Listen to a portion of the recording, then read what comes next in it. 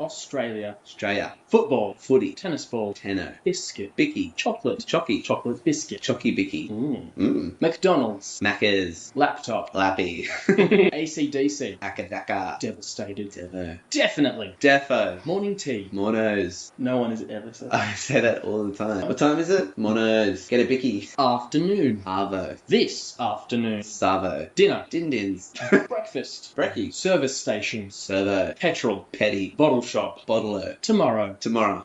Bowling club. Bolo. Garbage man. Garbo. Postman. Posty. RSL. Ari. Or Rissol. Smoke break. Smoker. Registration. Rego. Aggressive. Aggro. Pregnant. Preggers. Wollongong. The gong. Swimming costume. Cosy. Mosquito. Mozzie. Tracksuit pants. Tracking dance. Monday. Monday. Tuesday. Tuesday. Wednesday. Wednesday. Thursday. Thursday. Friday. Friday. Saturday. Saturday. Sunday. Sunday. Birthday. Birthday. Musician. Muso. U-turn. Yui. You're from out west. Westy. Facebook. Vegetarian. Veggio. Cab driver. Cabby. Lipstick. Lippy. Sunglasses. Sunnies. Present. Prezi. Christmas. Chrissy. Christmas present. Chrissy Prezi. St. Vincent de Paul. Vinnies. The Salvation Army. Salvos. Cup of tea. Cuppa. Is that British? We are British. Avocado. Avo. Have an avocado. Have an avo.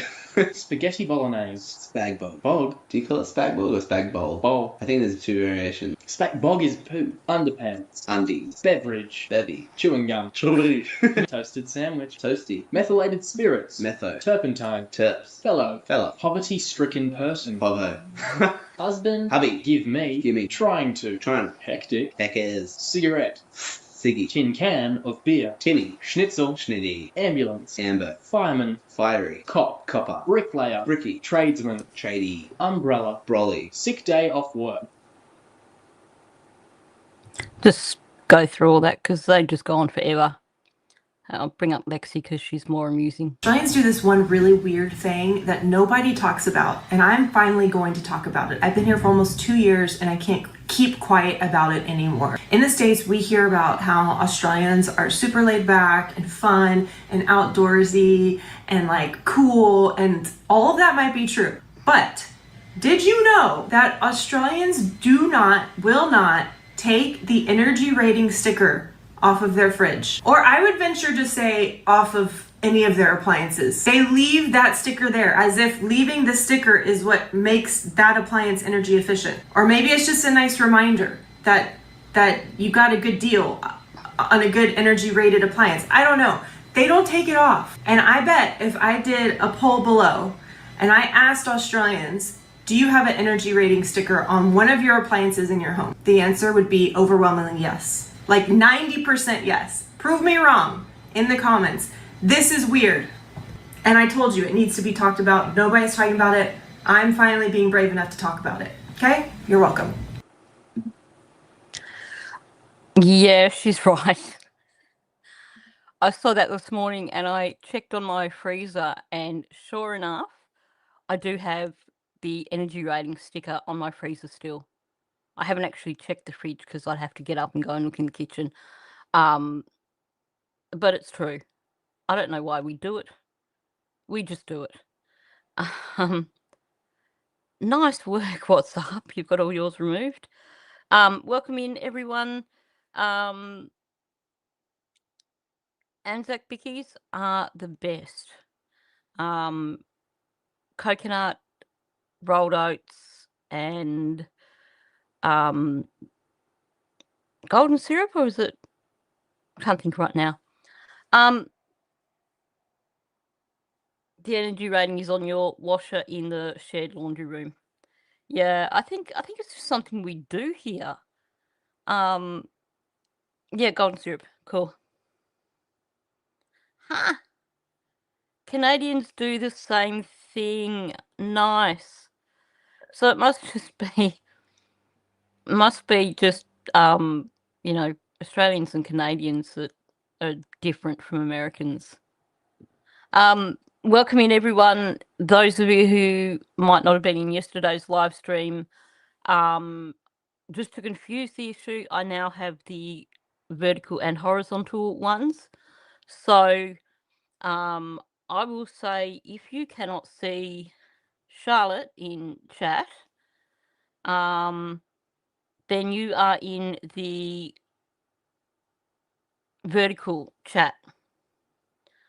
If you are in the horizontal and you want to hop out of that to get into if you're in the vertical and you want to hop out to get into the horizontal, click on my channel logo. That'll take you to my channel, and then you'll be able to see the two lives side by side, and in like when you see them like that, the vertical one has a picture of a phone in the title. So for anyone wanting to hop out of the vertical into the horizontal, that's how I always do it if I end up in the wrong one on someone's live. Yeah, Karen, so if you if you click on, I have to figure out a way of making this easy for people. I tried to. The reason I was a few minutes late coming in was I went in to see if I could edit the title of the vertical one to say that it was vertical, but I couldn't edit it. But I think if I have scheduled a live stream, then sorry, losing my voice. I think once I've scheduled a live stream, I should be able to post the link for the horizontal one. I tried to. Okay, give me a second. Now that I'm live, yeah, I have to figure out how they do that, because I know Justin puts the in his title somehow. Just give me a second. I'm going to see if now that I'm live I can actually edit that, because it would make it so much easier for people. I don't think.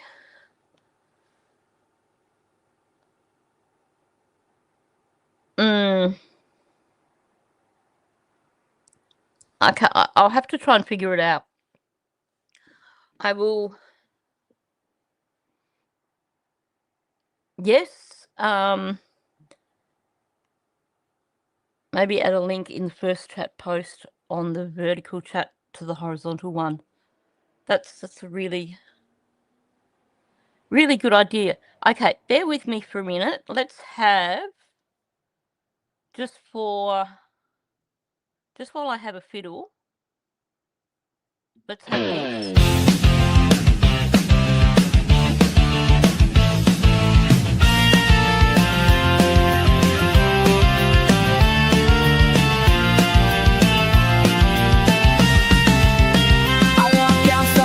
Build a fence so tall, the cars are parked and watching me, they speed away when I step out the door. They take my pics and videos galore. Drones are buzzing high above my place, yet none appear online to show their face. No one sees my mom making the ground, just silent lights without a sound. Up in the sky, lights of every color shining bright. They flock to watch me every night, hoping for a glimpse or a fight.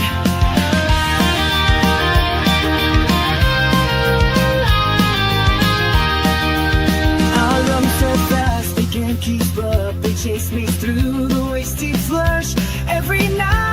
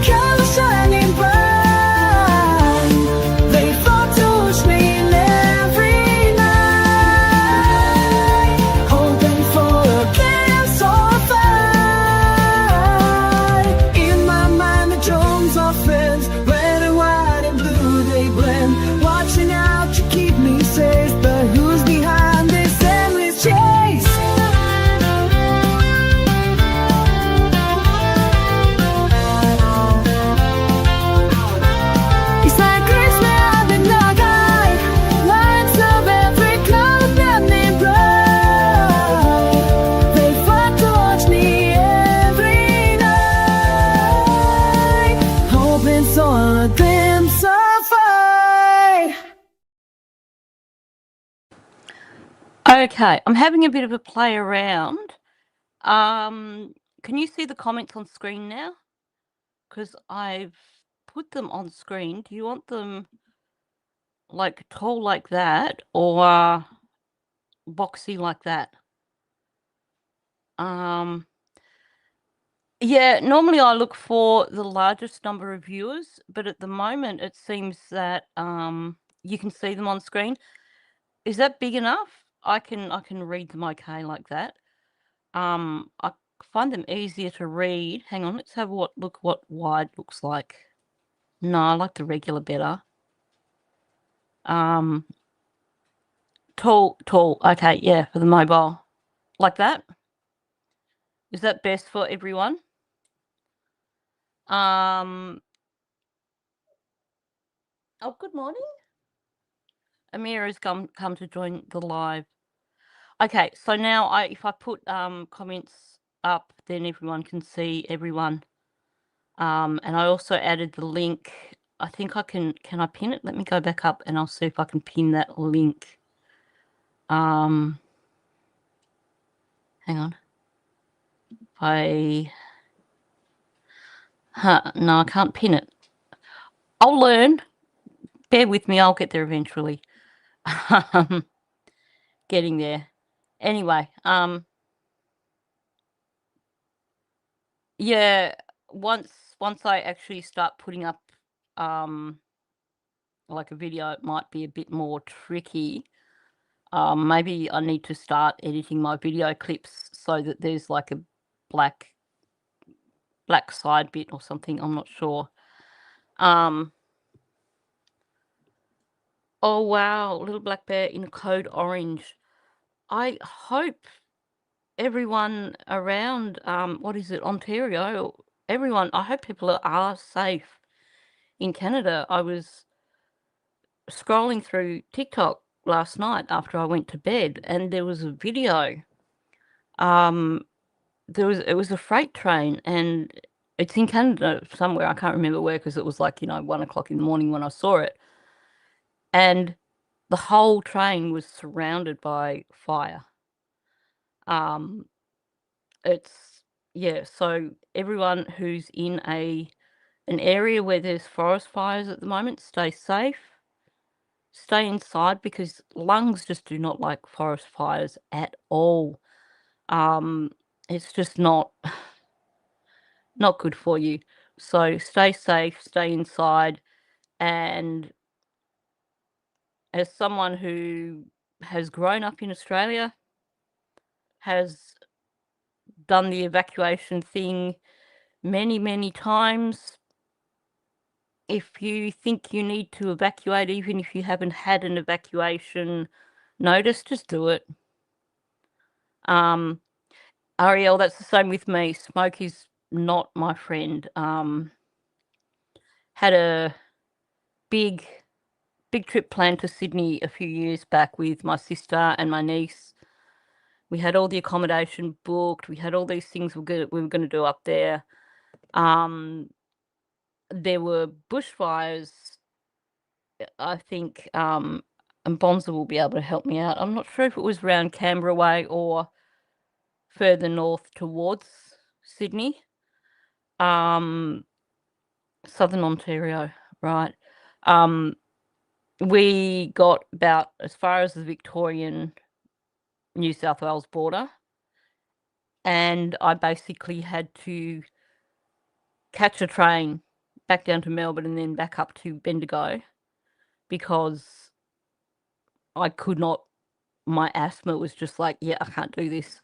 So yeah, if you are anywhere in Canada where it's smoky and horrible, please stay safe, stay inside, and even if they haven't told you yet to evacuate and you have this concern and you want to go somewhere where you feel safer, just do it. Because it's better than just sitting there stressing. It's better than sitting there checking your phone every 5 minutes, waiting for an evacuation order. And also it means that, and this is definitely coming from an Australian perspective, because my sister used to live in the Dandenong Ranges, which there's really only one main road out kind of from the area where she was in. If you get out ahead of any evacuation orders, if you think it's that serious, you beat the traffic. Oh, you've got tons of smoke too, but BTTB, that is not good at all. I hope you are definitely staying inside and looking after your lungs. Calgary's got horrible smoke. Yeah, and that's the other good thing to do. If it is smoky and you can't shut your place up, then go somewhere like a library or a mall or somewhere for air conditioning, that's for sure. Oh yeah. Over summer, I always have water out for the birds. Last summer, and it didn't seem to affect my water bill that much either. I had you can get those splash pads for your dogs, and you can get them for kids too, but you can get dog-sized ones. They're just like this mat, and it's got a ring around the outside that you get water coming in from the hose, and it just kind of sprinkles into the splash pad. I had one of those going through summer all day, every day, and the birds loved it, because birds get so stressed in the heat, it's not good for them. So Karen's got ashes falling from the sky. Wow. Now, I haven't managed to actually greet everyone individually this morning. I normally try and jump in and say hi to everyone. So I'm just going to do an all-round welcome in and hi. And definitely please stay safe if you are in Canada, anywhere around the fires. Trust me, as an Australian, we know, we understand. 26 in Nova Scotia, that's not too bad. Yeah, sea breezes are good.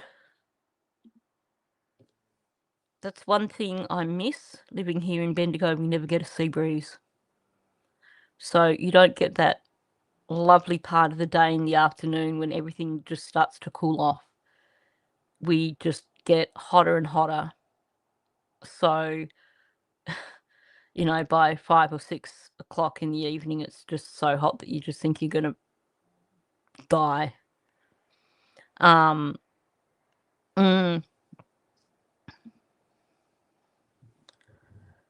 Yeah, that's always a good idea too. I have a bird bath for the birds, but I did find that they love the splash mat more, so I've just kind of kept going with that this year. Yeah, some of the big fires we've had in Australia are just frightening. And it seems like Canada, well, we know California as well, and LA. Yeah, lots of bad fires around. Okay, so before we jump in, just to mention for anyone who is just coming in, you may be in the vertical chat, because I now have vertical and horizontal. I did add the link if you wanted to jump across into the chat for the vertical. If you wanted to click that and hop across. I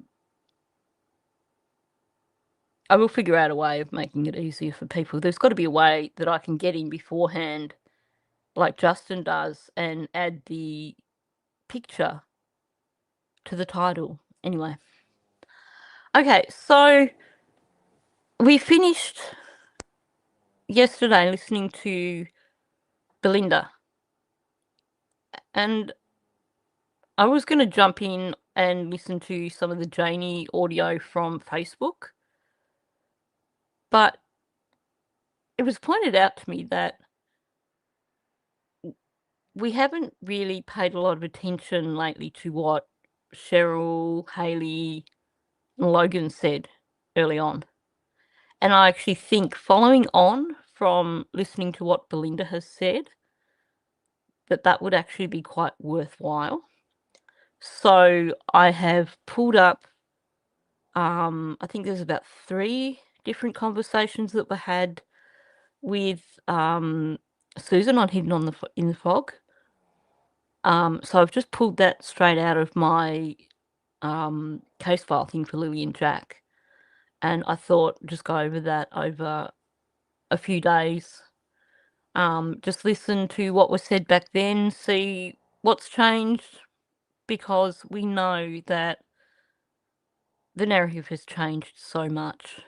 So it would be interesting to just go back and have a look at that. So let me bring that up on stage, and hopefully people will still be able to read the comments. Just touching on the subject of the blanket, I've kept pretty quiet. Oh yeah, that works pretty well. It's a shame there isn't like a way that you can put a dark box behind the comments, but they still seem pretty visible to me. Yes, I feel the same way. I think Hayley definitely comes across to me as the most truthful. But yeah, we all, our perception is always coloured by our own experiences, by our own biases and things like that. But I do like that. Yeah, they were on Hidden in the Fog's channel, but they're also, I have a playlist. So I've got 2 playlists for Lily and Jack. One is just Mullen Tea. I'll have to look that up. Sorry, got sidetracked again. But this is important for those of us who struggle with asthma or breathing issues. I have not heard of that, but you can bet I'm going to look that up. I somehow triggered off my asthma this week, so it's been making life even harder. So anything like that is a good thing. Yeah, I think what I like with Hayley is that she's not afraid to call a spade when it comes to Malaya. She will, basically, because she's only Malay. I shouldn't say only, because that, but she's Malaya's stepsister, so there's no blood ties between them, but they're still kind of family. So I guess she's got that little bit of separation that allows her to turn around and say, hey, guess what? Oh wow, I have asthma. Oh, so do you actually have any growing BTTV? I've never heard of it. I wonder if it's called something different here in Australia, because sometimes we have things that are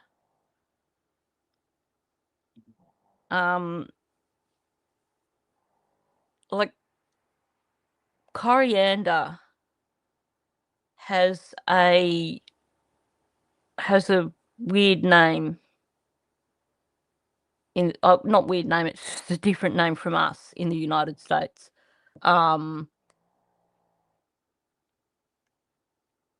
So yeah, I'll have to look it up.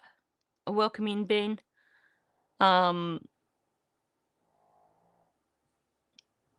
Yeah, I thought I thought that there was a vertical shape in the title. Maybe it depends on what sort of device you're on. Okay, now people might need to start putting squirrels in the chat when I'm getting too squirrely and too off topic, because you know how easily I get distracted. Cilantro, that's right. Coriander leaf is called cilantro. I actually like cilantro. I like the sound of that better than coriander. I just think it's got this really nice ring to it. Like, I know now when I hear someone talk about cilantro, I know it's coriander. But for a long time, I used to think, what is this cilantro that I've never heard of? Yeah, thank you. Okay, so let's jump in. This is Hayley on Hidden in the Fog. I should have actually added the link for... I'll add the link for both. So I will find this particular video on Susan's channel, but also I will add the link for this, where it is in my Lily and Jack Casefile playlist. But in the meantime, if you were looking for it, just go look in the Lily and Jack Casefile playlist, and it's I should have grabbed the thumbnail as well, but it's something like, you know, different sides of the family talk or something like that.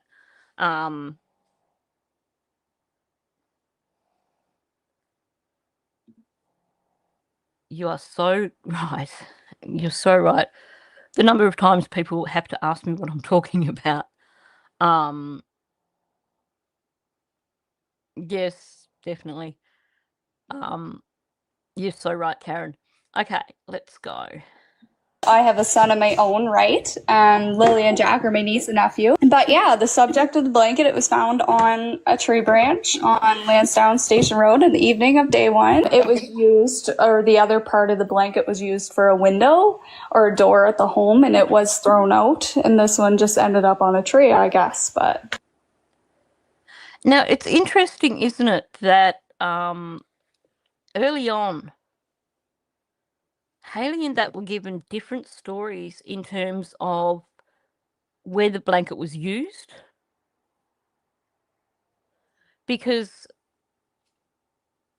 now, help me get this right. I think Hayley was originally told that it was used over a window, but then Malaya and Daniel were saying it was used over a door, or have I got it the wrong way around?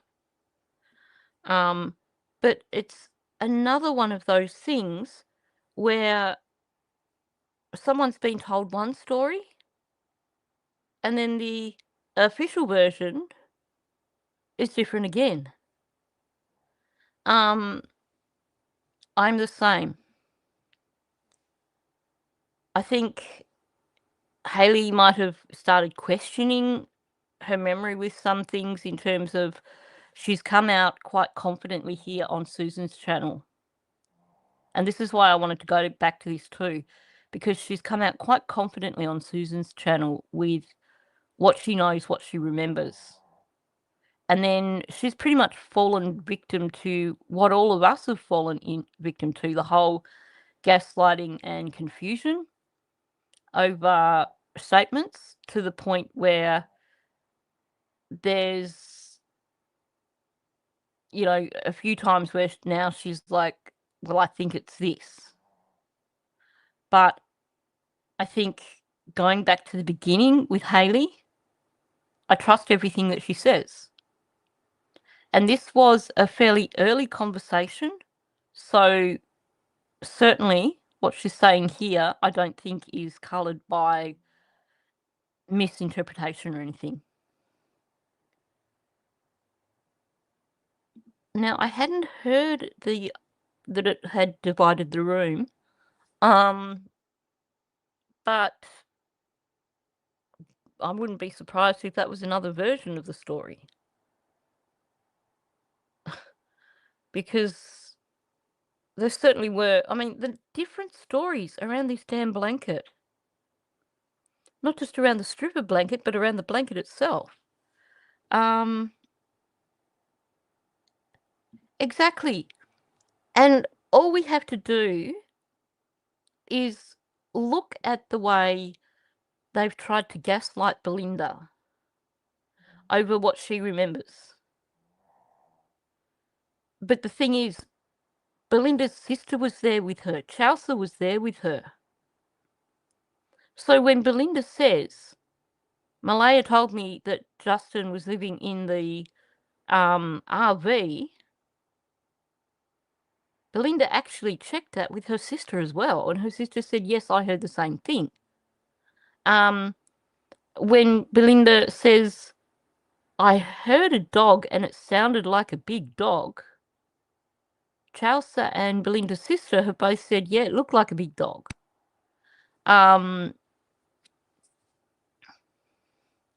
It could have been, maybe it was a viewer's thought, and that's where we get a little bit confused as well, I think, where things enter into discussion and then also people run with it.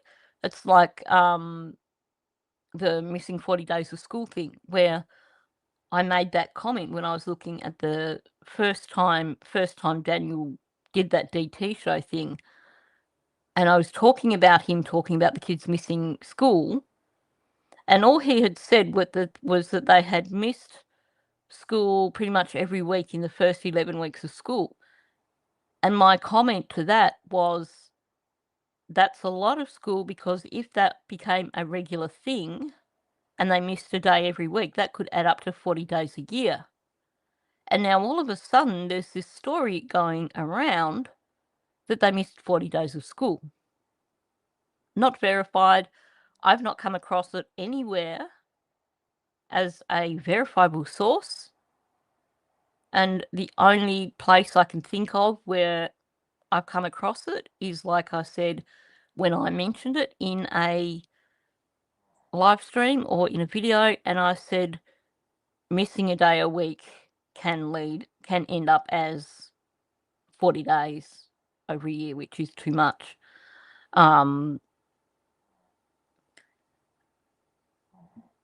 Yes. I started trying to do a timeline with statements. It gets really confusing and really complicated because they change a lot. They come from different people. And some of the things that are out there, trying to find the source of them is a challenge. But certainly it's something I would like to still try. And I just realised I didn't welcome in Camilla, because I'm sure she's in here somewhere and I probably just can't see her. Actually, I wonder if now that I've started putting comments on stage, maybe at some point in time she'll appear on stage and I'll be able to see her. Yes. I do,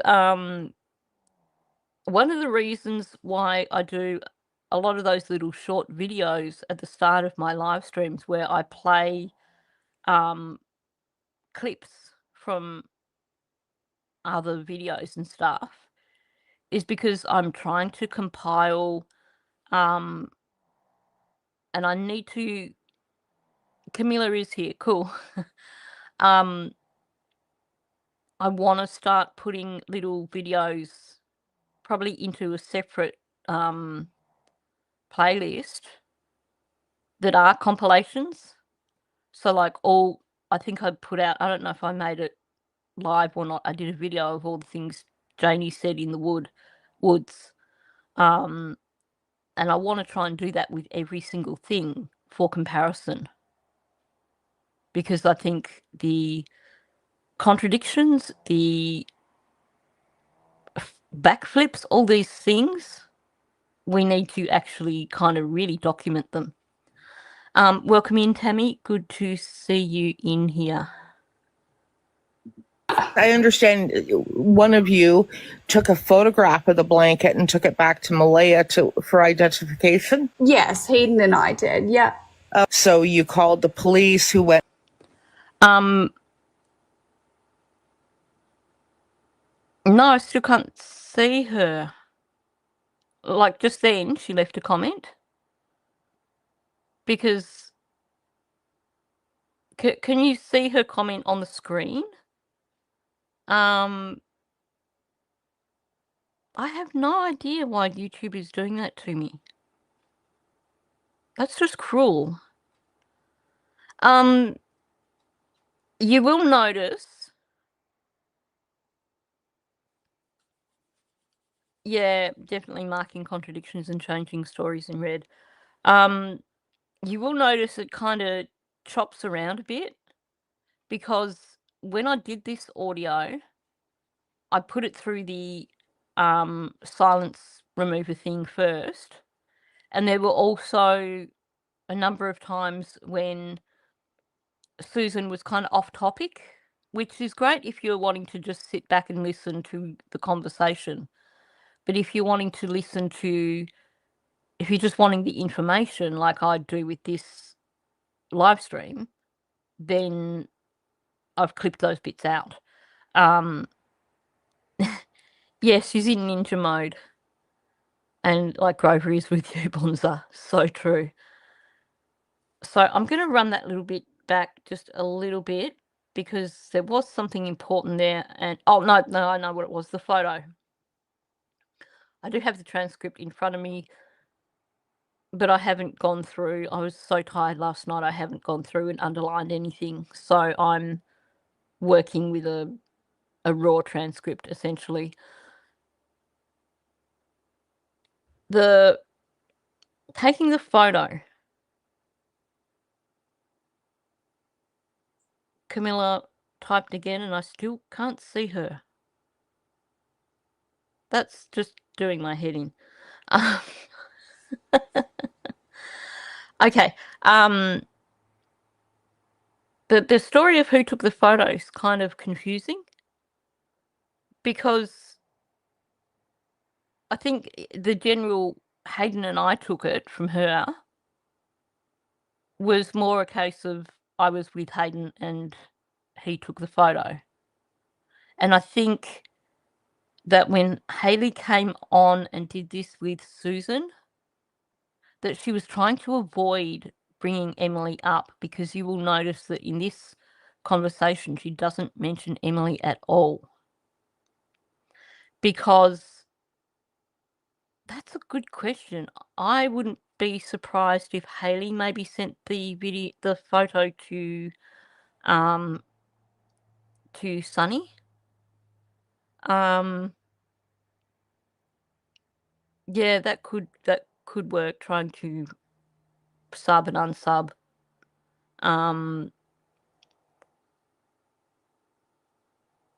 Yeah. Sorry, I was just reading Fern's comment as well. Yeah, see, Daniel said it was to stop a draft through winter. And they both said that, but there was also the conversation about the blanket being over the window. In terms of the photo, though, because Emily says she took the photo, but when you look at the documents, Hayden says he took the photo on Emily's phone. I wouldn't be surprised if Hayley has a copy of it and sent the copy to Sunny, because we never really got told where that came from, which is why I wasn't going near it until it was shared by one of the mainstream media outlets just recently, because I thought it was like a fake image, but there's so many fake images out there. Yeah, and honestly, I kind of wish, well, no, I don't kind of, I definitely wish that when they released the documents, that I wish they had basically blanked out her name, because she was under 18. And until the documents came out, nobody knew her name.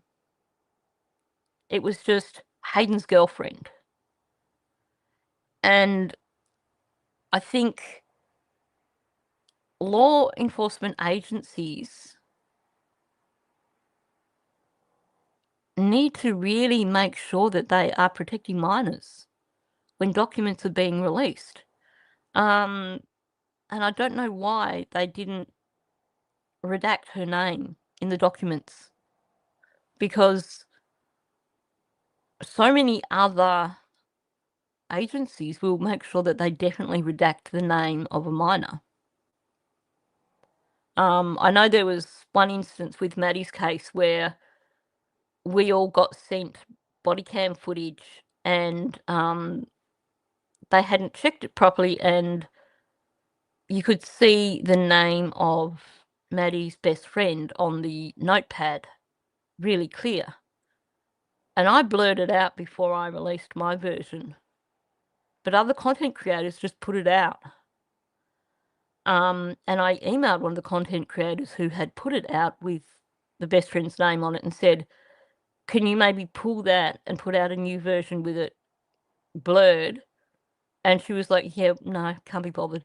I think it's important, even as content creators, that we protect minors. Just having a look. Welcome in, Belinda Believes. Yeah, well, at least, Fern, you can catch the replays, because I don't make my lives members only when they finish. Yes, I did. Yesterday I made my lives private straight after. But that's because I wanted to edit them before many more people saw them. But you know, if you're here, you know. Okay, let's have some more. I guess collected it. No, the police were already down searching that area, but it was in such an open spot that cops were already down there and it wasn't seen earlier on. So it's just all a little mysterious, you know? So was search and rescue in that area? I don't believe on day one, right down there right away. So I was there from the get-go of when everything started. But yeah, so I don't know how it was missed, because it was right on like the start of like a logging road or ATV trail right by the main Lansdowne Station Road. I think there's a lot being put onto, I don't know how it was missed because it was right on the edge of the road there.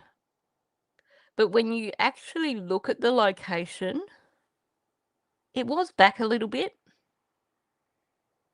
So if you are heading up a road and your focus is on looking for two little children, there's a good chance you're not going to be focusing on anything that could be hanging in the trees. Unless you're ADHD, then you're probably going to see every single thing. But in terms of, it should have been, people should have seen it straight away. Not always. Sometimes people just don't notice things like that.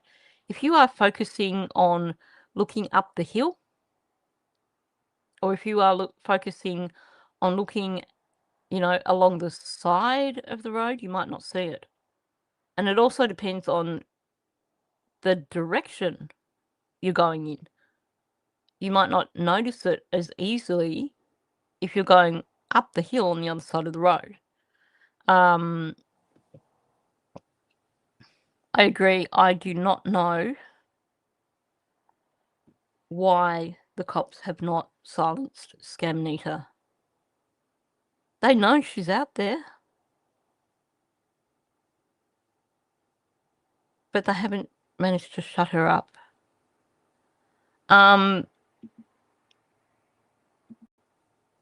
Yeah, look, I think there needs to be better advocacy for families, like extended family members, because you see this so often in cases where at the start there's a lot to talk about, and people do come out and talk and share their perspective. And we had that. We had Hayley, we had Logan, we had who I missed, Cheryl. And that was all well and good, and nobody was really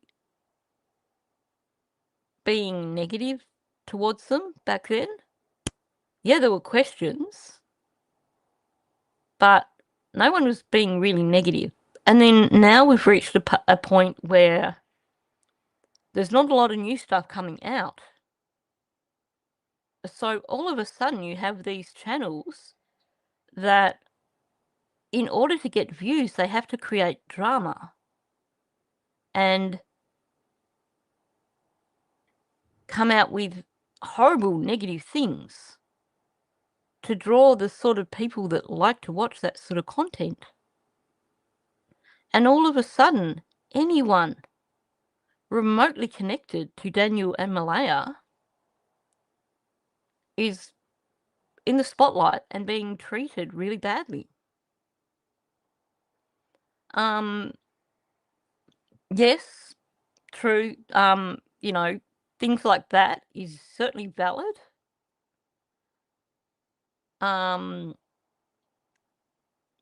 But in terms of exposing themselves personally,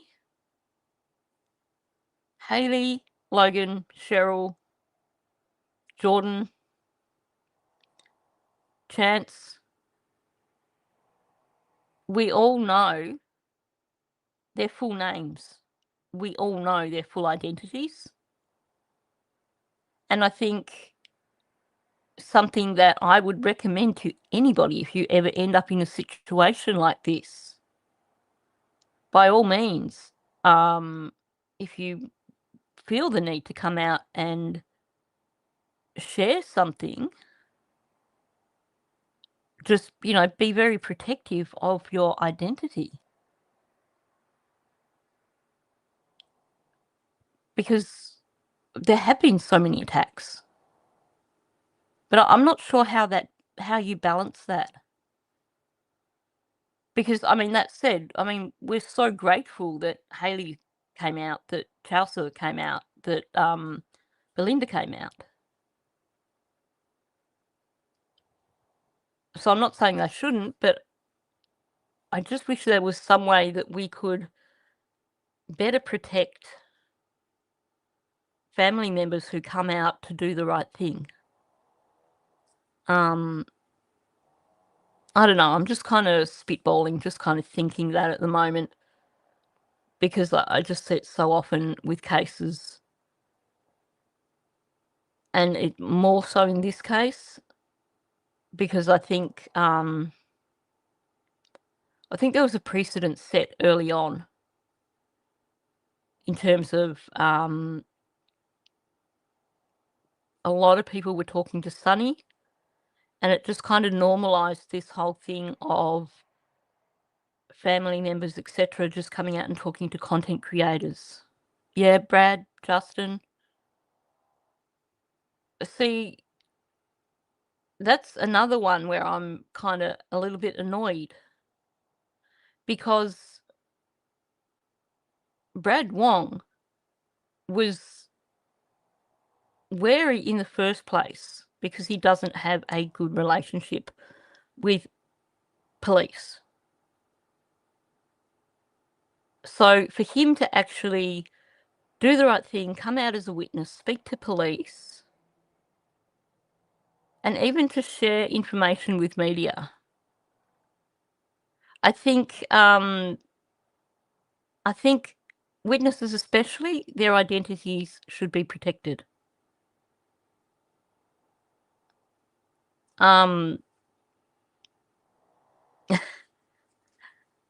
Welcome in. I'm not buying it. Yeah, I know I do a better job when I'm doing a analysis. I think it's just a different structure. I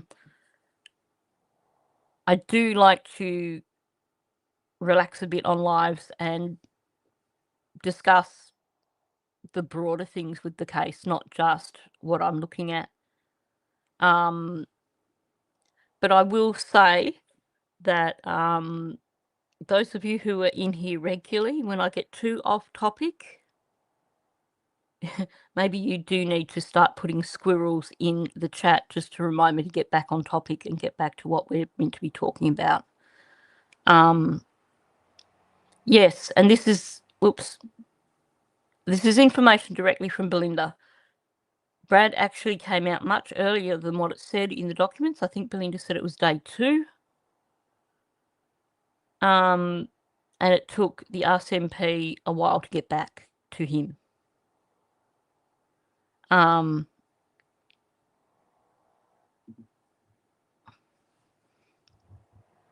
This is what makes me so angry. This is definitely not, and BTTV knows exactly what I'm saying. You get people who are crucial witnesses in a case, who have a lot to say, and they get scared off by irresponsible content creators. And we just have to look at Kylie's case. There are many, many people out there who know a lot and are reluctant to talk to anyone because they don't want to put themselves in that position.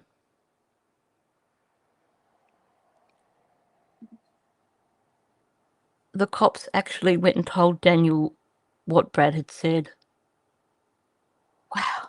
Yeah.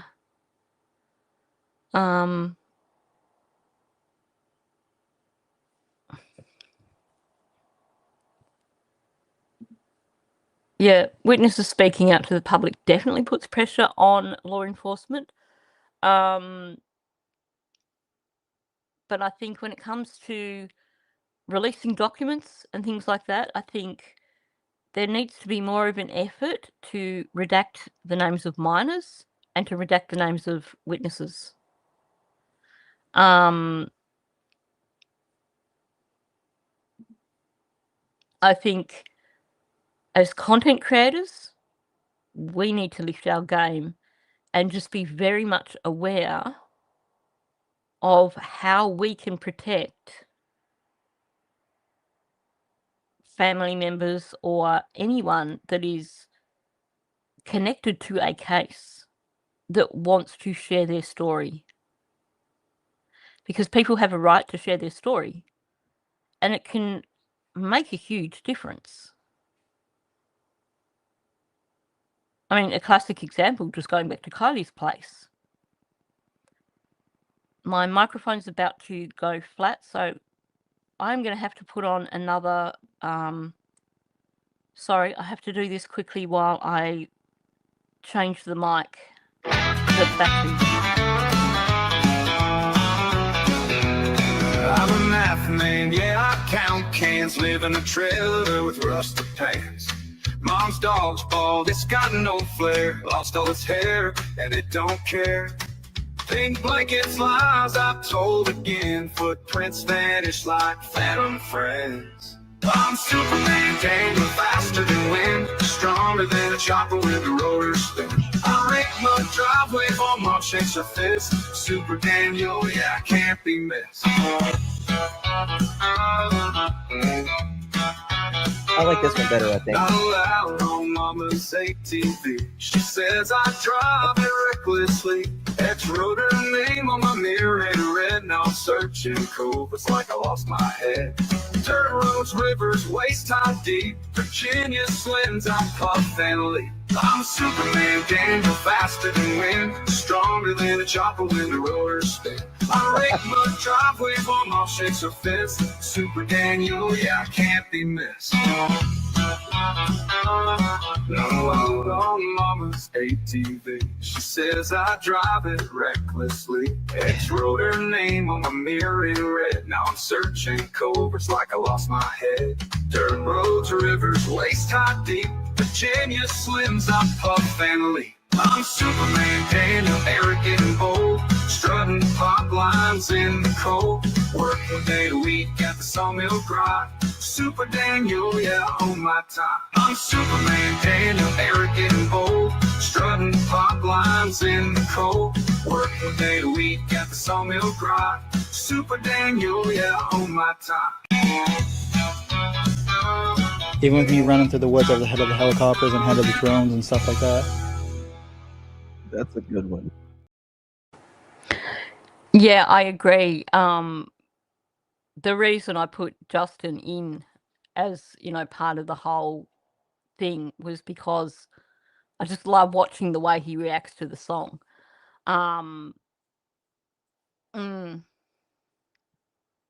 You have nailed it there, BTTV. There are too many creators who just want to be content creators, and they don't want to be advocates or truth seekers. The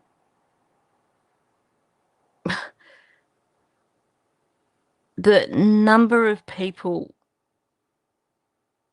I don't think it would. I don't know how to explain to people in terms of Kylie's case just how many people there are out there who know so much but are afraid to speak up because of idiot content creators, for starters. Anyway, let's keep going with this. Sorry about the battery thing. I bought a $300 interface a few months ago, and for some reason I have this issue with it where when I try and use it, my mic doesn't record. So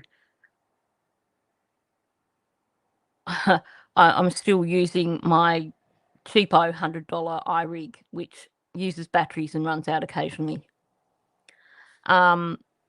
That's okay. Good to see you in here, Pause. I hope things are working out for you. Yeah, what has Kent got to do with this case? Interesting.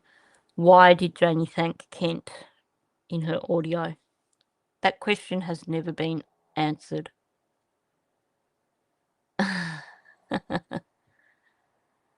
Dirt road, but yeah. And the other half, right, was found in the garbage. I believe so. I wasn't back at the house for that to know that, but that's what I'm hearing. Yeah, that's what Logan said. And yeah, so.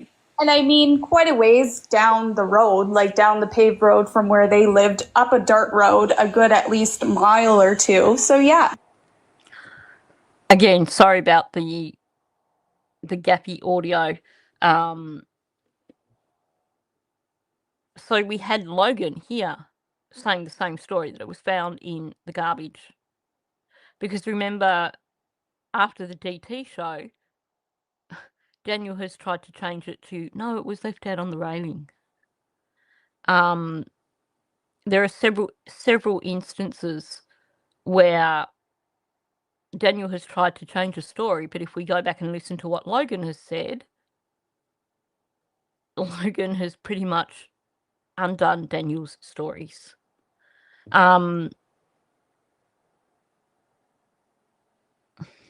Yeah, I do. I definitely appreciate Susan gets a lot of people to interview on her channel. I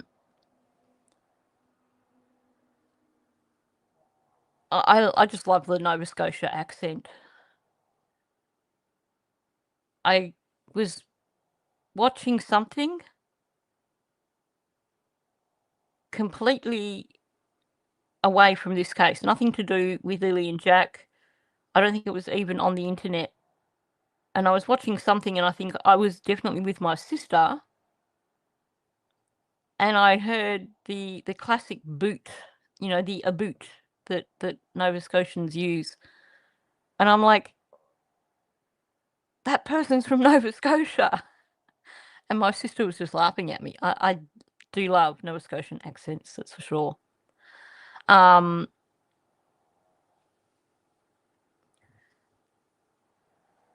Yeah, you know where I'm coming from, Paws. I know it is a bit of a bitty audio, and I probably should have edited it better, and I might go through and try and edit it better for tomorrow's live stream, because now that I'm listening to it, it's a bit of a pain in the bum, but it oot and a boot. I'm not even going to try. I know it's bad enough when people try Australian accents. But yeah, gotta love the Nova Scotian accent. It's just classic. There are so many accents that I just really love. I like to stir Kiwis. I like to tease Kiwis, but as for accents, they sound so much like that.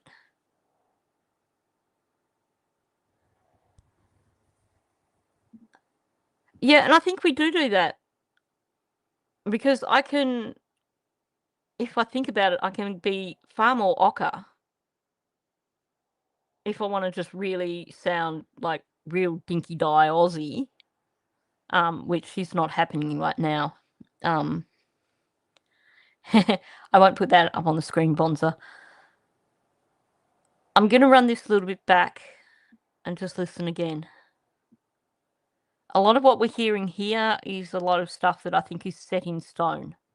We've heard this a lot, but it's worth just hearing it again from the source.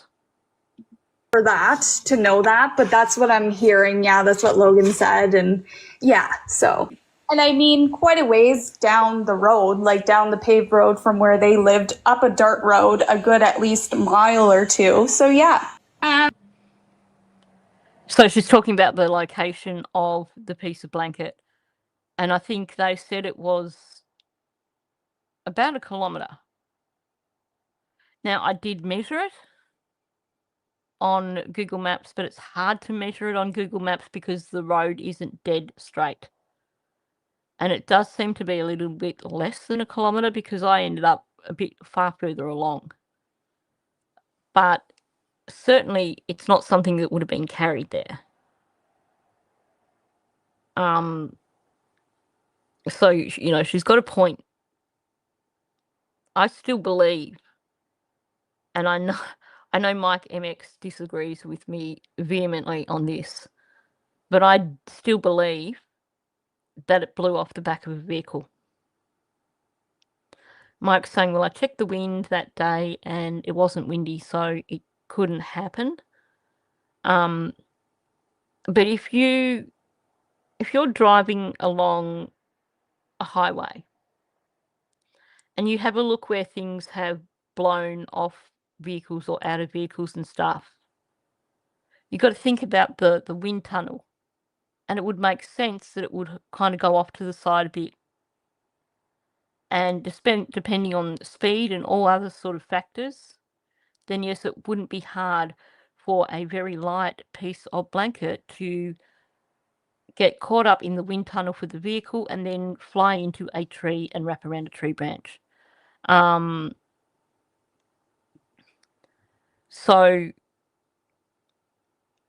I mean, maybe it is planted,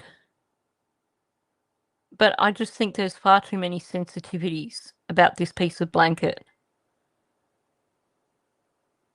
that make me think that it wasn't meant to be there. But I know most people seem to believe it's planted, but, it's not up to us to worry about it, is it? Because at the end of the day, RCMP have got it. They've done the forensic testing.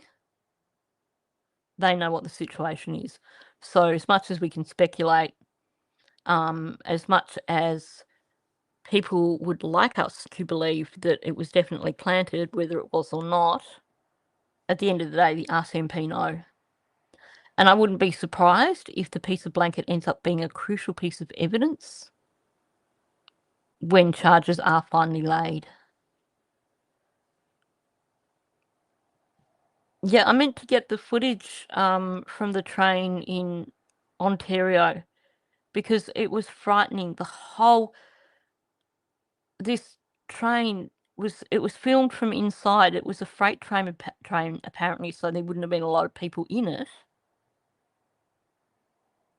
But looking at the footage, you would think there's no way they're getting that train out of there. All you could see in the windows was flames. Yeah, I agree.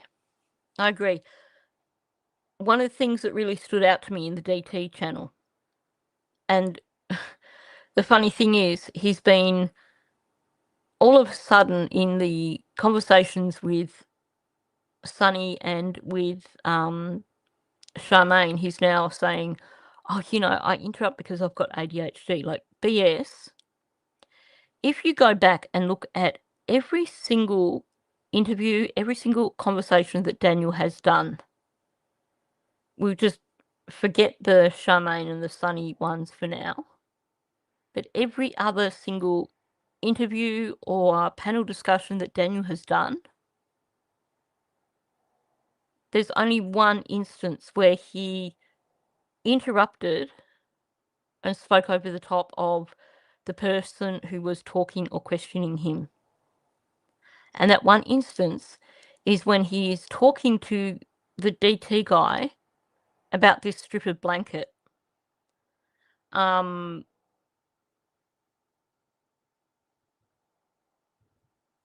wow, footage of buses caught up in monster fires a few years back.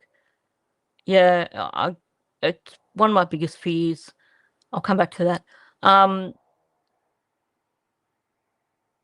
Daniel DT, sorry, I'll call him DT rather. It's too confusing when you've got two Daniels. DT made a comment to Daniel that along the lines of, people might think that because the location of the blanket is on the way to your uncle's place, and I think he was trying to say that people might think that maybe it's been planted to make people look in that direction or something like that. But the moment he got it out as far as saying that people might think that because the bit of blanket is in the direction to your uncle's place, straight away Daniel butted in and took control of the conversation. That is the one and only time in all those instances, up until when he came out talking to Charmaine, that's the one and only time when he has essentially spoken over the person who's questioning him or talking to him. It was an immediate redirect, and it was so obvious, especially because it was not baseline behavior. It's not something that he would normally do. So to me, it really stood out.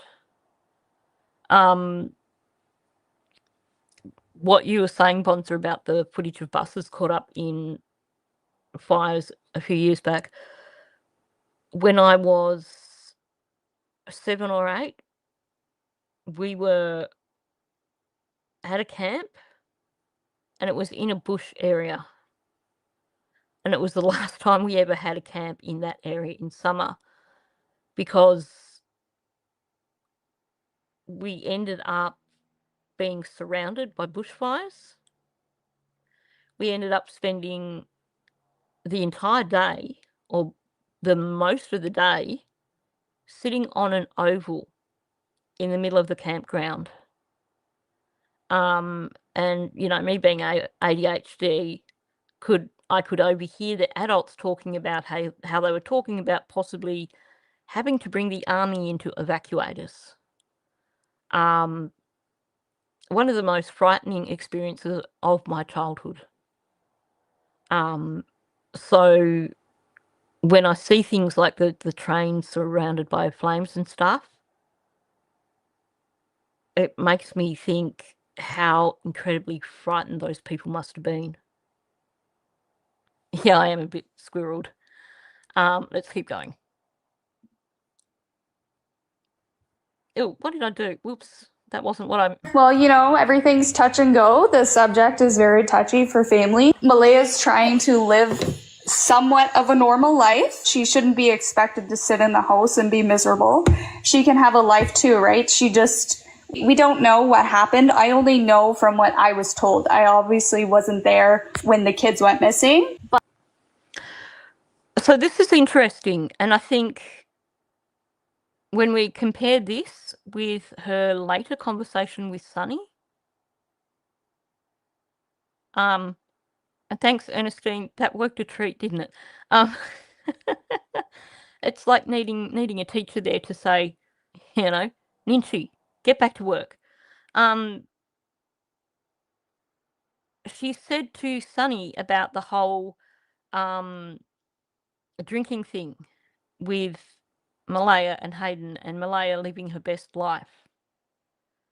I think here,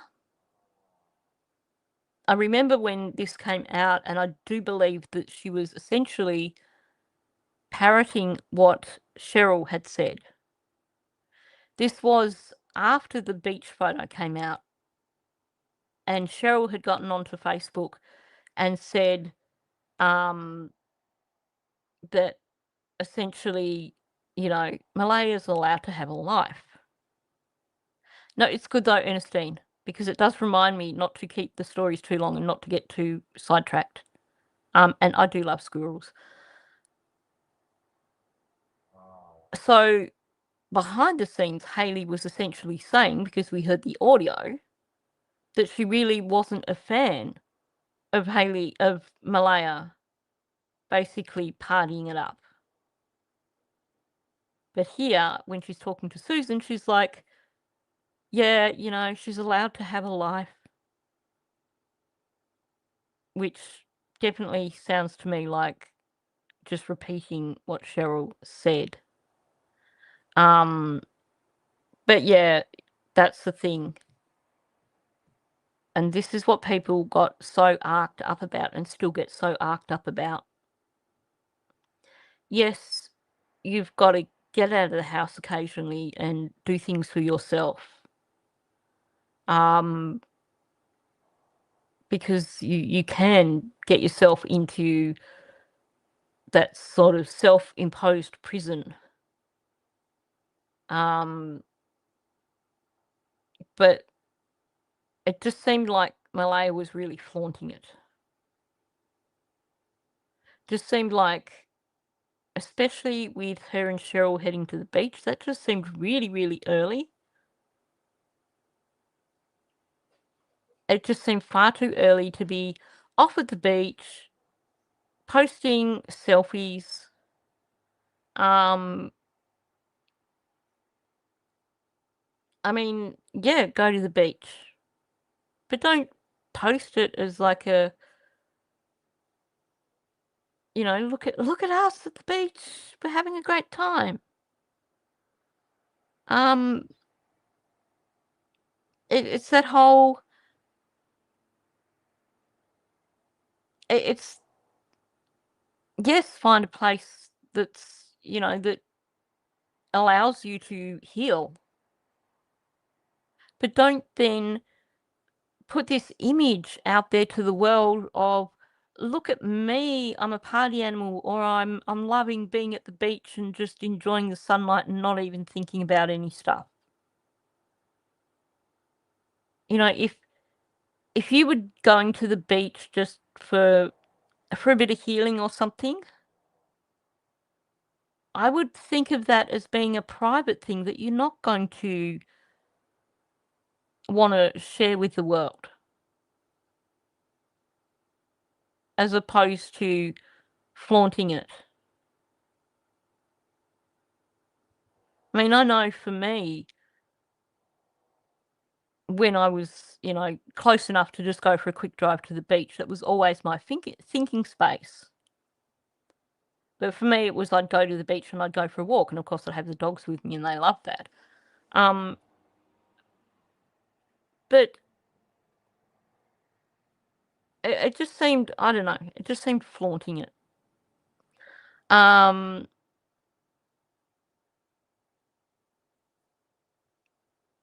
Yeah, now here's the other thing too.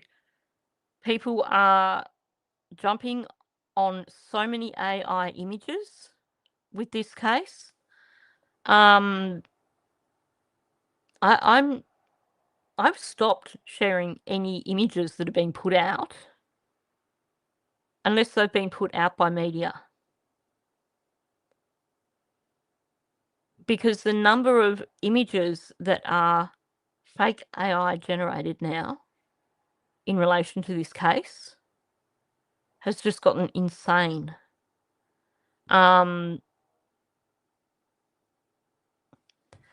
That's what it is. It's just tone deaf. Go to the beach, have some healing time, but it just did seem really tone deaf to be posting it up for people like a trophy. Anyway, keep going with that. She deserves to not be ridiculed as well, right? So Yeah. I'm not sticking up for anybody in the situation. I know as much as everybody else about what had happened with the children, right? So, yeah, it's to the point where it's 2 months too long. As family, like, we're hurting over this. Like, it's a lot. And I mean, there's been a lot of things going around that's very much misinformation. Like, people. I wonder how Hayley and that are doing now that we're nearly at 15 months. Because it's so heartbreaking to hear her say 2 months is too much when we're listening to this nearly 12 months later. And I just want to point out, while she did come out and do this very public, let's not judge Malaya, the audio that came out where she was talking about Malaya and Hayden getting drunk and stuff like that, that was never meant to be public. That was leaked. So I just want to, in Hayley's defense, just point that out. She was trying to do the right thing here, trying to avoid creating gossip, I guess.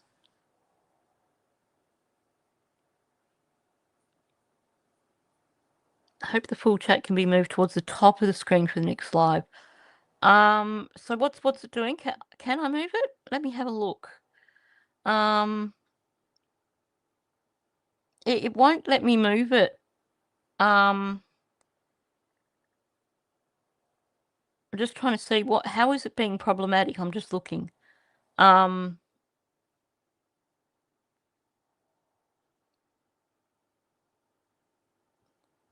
Okay, so I don't know. I'll chat with people after the live stream and figure out what it is that I need to fix to try and make the chat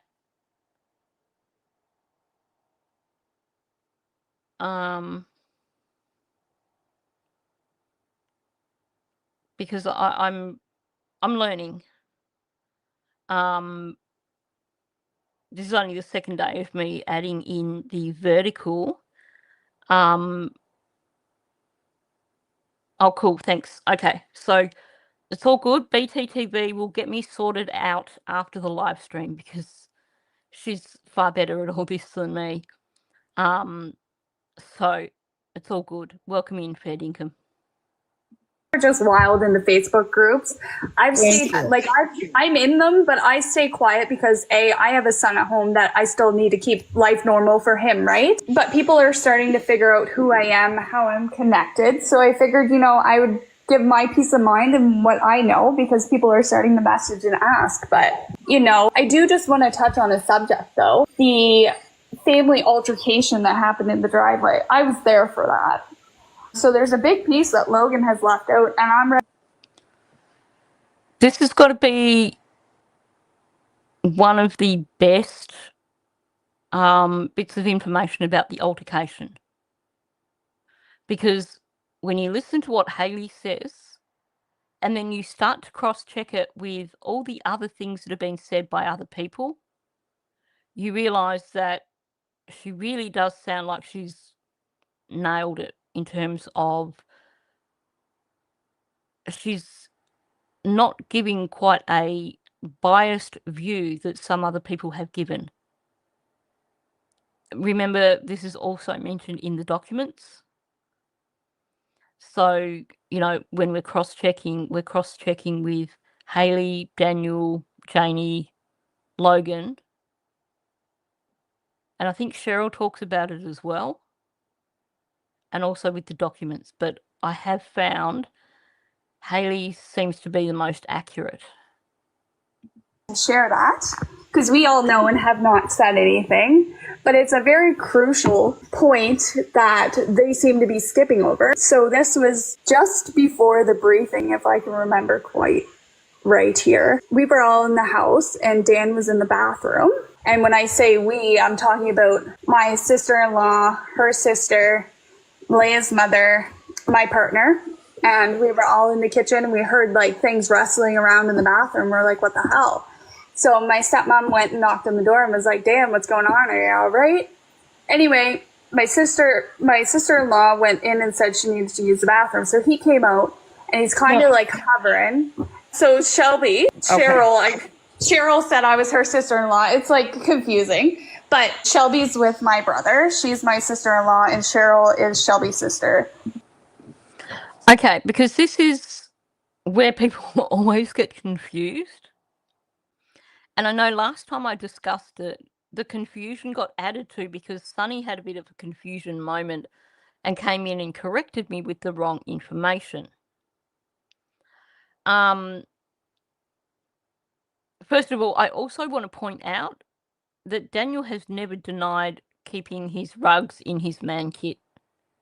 I spoke about this some time back in a live stream. But I'm going to break it down. So we'll put Malaya at the centre. Malaya's half-brother is Hayden. And Hayden is Hayley's half-brother. So Hayden and Hayley have the same father. But Hayley is not a blood relative to Malaya. And then she talks about Cheryl and Shelby, who are sisters. Shelby, when Hayley is talking about her brother in terms of Shelby and saying Shelby is her sister-in-law, Hayley is talking about her other brother, not Hayden. So you have Shelby, who is with Hayley's other brother, not Hayden, and Shelby and Cheryl are sisters. I think we've probably got that clear by now anyway, but I know that it gets confusing. So I just thought I'd stop to just clarify it for anyone who may be still confused. I believe this story that Hayley is telling. Hayley, and I've said this from the get-go, Hayley strikes me as someone who sees everything, observes everything, is aware of more than what people actually credit her for. You know, she's that person in the room that people discard and don't realise that she's got the whole situation sized up 100%.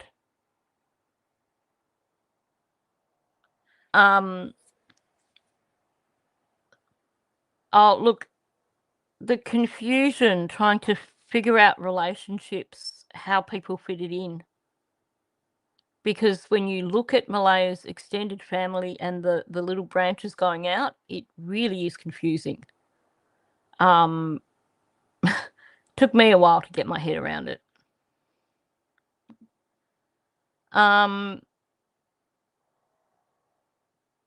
Yes, if it would depend what was being used, wouldn't it? So, possibly, but it really does depend what was being used at the time. But that's a really good point.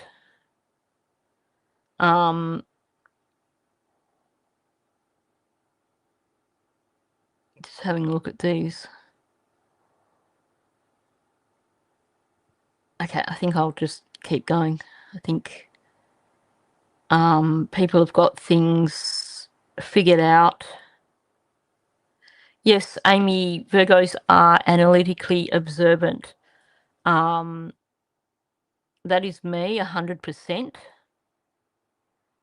And you will notice Chelsea is the same, because Chelsea is Virgo as well. And she's got that whole sees everything, understands everything. I don't know if Hayley is a Virgo or not, but she's definitely on the ball. So yeah, so like he was wrestling some things around in the bathroom, and we went in to kind of investigate after him, and there was drugs. Drugs was involved, and that's what fueled the family altercation in the driveway. And I'll be the one to say that because I got so freaking mad. It's also possible, yes, you can snort a lot of things. We've heard the Anita video. It's also possible that because Hayley was leading up to talking about the altercation in the driveway, that maybe they did smell something in the bathroom, or maybe there was residual smoke or something.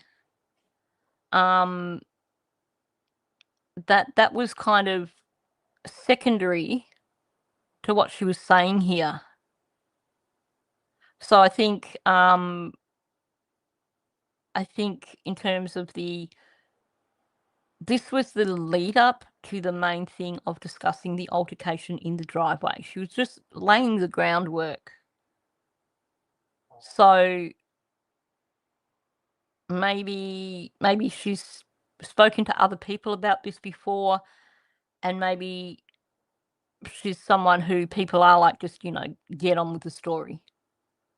So I'm not concerned that we don't have the additional detail. No, she doesn't tell us how she knows there were drugs. And it would have been a good time to ask that question. I have noticed that over the time that Susan's been getting people onto her channel and having discussions with people on her channel, if you go back and listen to these early discussions, as opposed to her discussions with Belinda, I think she's kind of thought about these things more, and she does ask a lot more clarifying questions these days. Honestly, I could never do it. I'd be hopeless. I would never do anyone justice trying to bring them on my channel, because I probably wouldn't even be able to come up with the questions in the first place. Yeah, I feel the same way, Karen, that nobody ever... Yeah, the whole not brushing the hair out of Lily's eyes and things like that. Yeah, the totes were for firewood for kindling. And it looks like the kids were having a ball playing with it. Hopefully there were no splinters. And I guess that makes sense because Daniel probably was collecting that sort of kindling stuff from his work. This was found out because then I said to him, I said, that's exactly why you're acting the way you are, running around like a madman, acting like you're doing everything and everybody's just sitting back, like relaxing. Like nobody was, but nobody was running around like a chicken with their head cut off because we weren't on drugs. Do you know what I mean? But that's what the altercation was, because I was like, I confronted his family. It was actually me.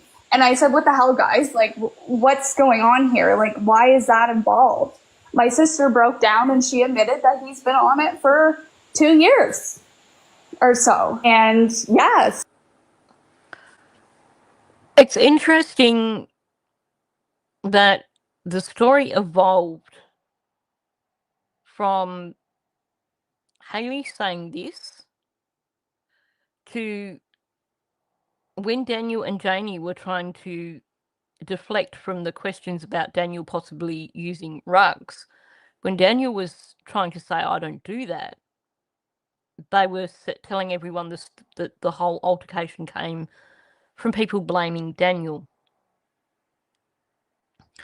What makes that interesting is that if the truth of the matter is that the altercation was over Daniel using rugs, and the deflection has been the story of this family blamed Daniel for being responsible, that's a kind of leakage, essentially. It's like when they say, when Daniel's like, you know, they're accusing me of being a murderer. Because very few people, well, I wasn't aware of anyone when he first started saying that was actually outright saying it. Yeah, free samples from the mill. And, you know, if you're working a place like that, then you should. Well, he claims that he heard a scream in the woods. And that version is he heard children screaming and then he heard a scream. But I do love this description of him running around like a chicken with his head cut off, because that's what he tells us in the news stories. Running ahead of the helicopters and running through waist-deep water and Superman Dan. I'd love to know. I would love to know if Malaya and Hayley talk now. Because I've noticed that the last time Hayley came out anywhere with Cheryl and that was Jack's birthday, I believe. And I think there's a few things, and I can't think offhand exactly what they are, but there are certainly things that make me think that Hayley and Cheryl probably aren't really talking a lot anymore, which probably means that Hayley and Malaya aren't talking a lot. I don't think it helped the situation for Hayley when the turkey guy released the audio and Hayley was criticising Cheryl. So I would be very, very interested. Yeah, no, I don't think she doesn't seem to have been anywhere.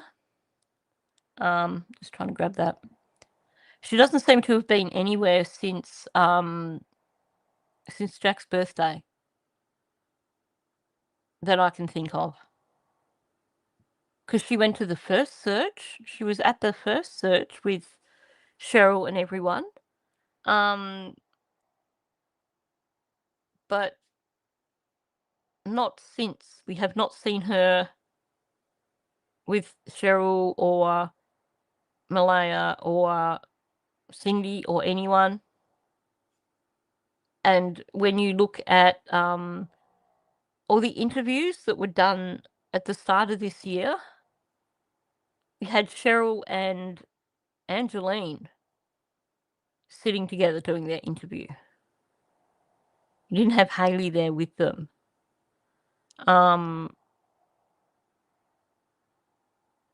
It would be interesting. It would be interesting to know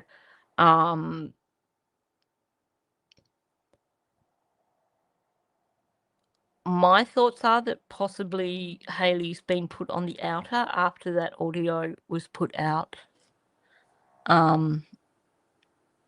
Just going to have a look back up and see if there's anything I've missed. Oh, this is... Sorry, doing a bit of a yawn there. That's the thing.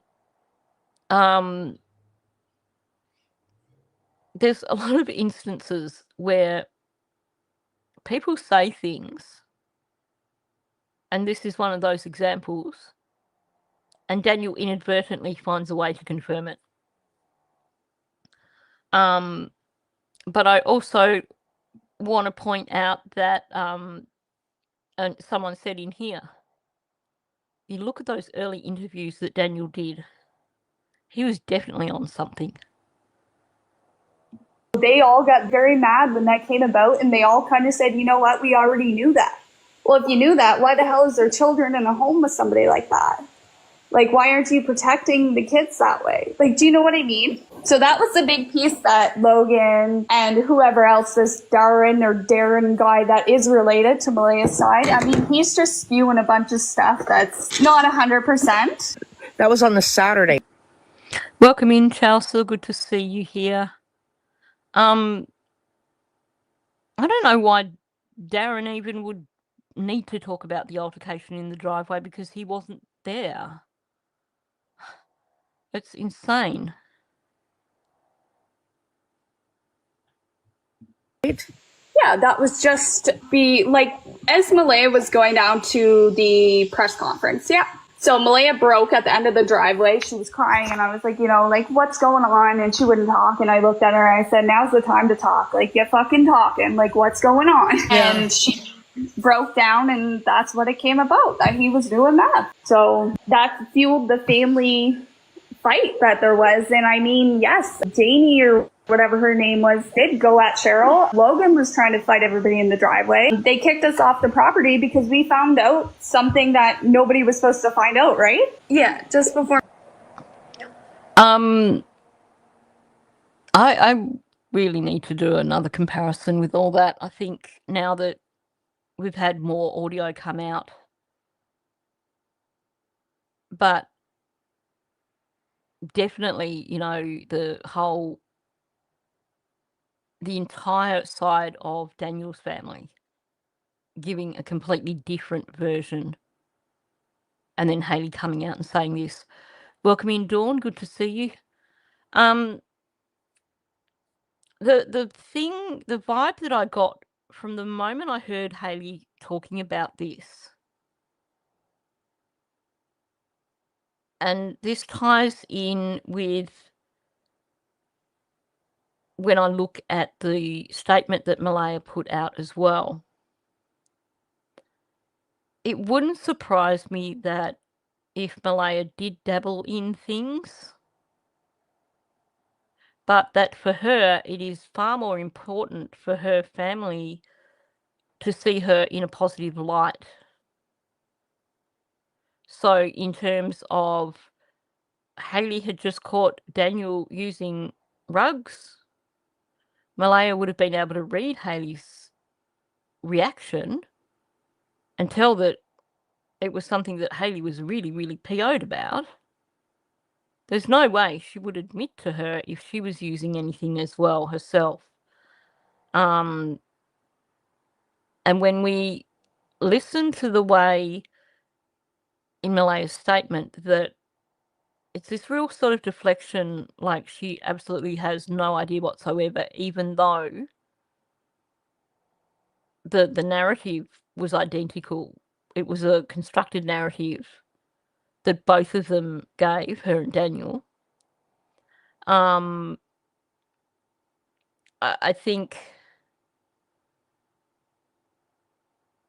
just think that no, I forgot. I got sidetracked. I read a comment. No, it's gone. The squirrels just went and stole whatever it was I was about to say. Oh, talking about Malaya. That's right. Sorry. I'm not sure if you can hear her, but Amira is snoring about as loud as she possibly can right now. So I've got that in the background distracting. And then I read a comment in chat that's like, oh, that's interesting. And my brain just went completely out the window. I think what I'm trying to say here is I think she has sort of personality where, in terms of things that would make her look bad, if they come out in terms of things that about Daniel that would make Malaya look bad, if she had some involvement,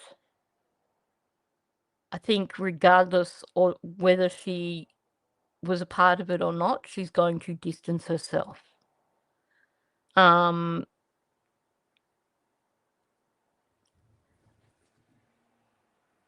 Yeah, Darren does have a finger in the pie for so many reasons. But anything he has to say about the altercation in the driveway is obviously hearsay that he's repeating from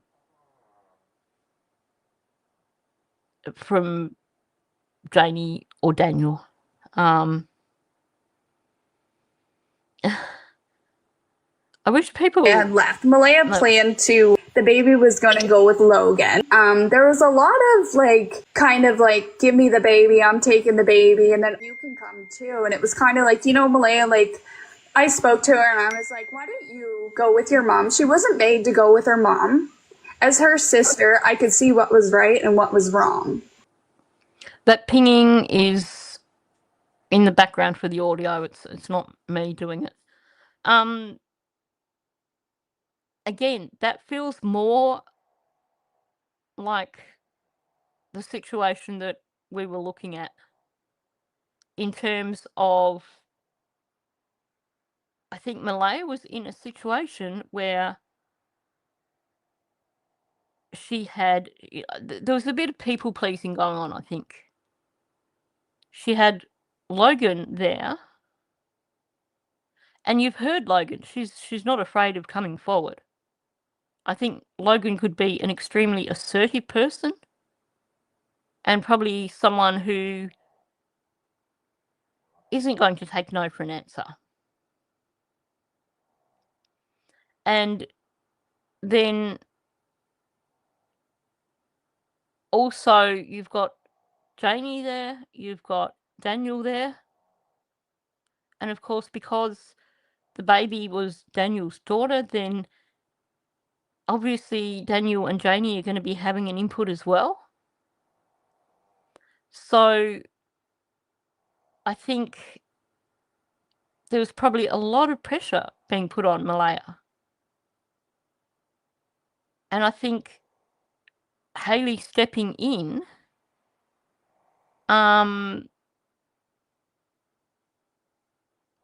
may have been, something that Malaya needed in terms of just giving her permission to do what was right for her.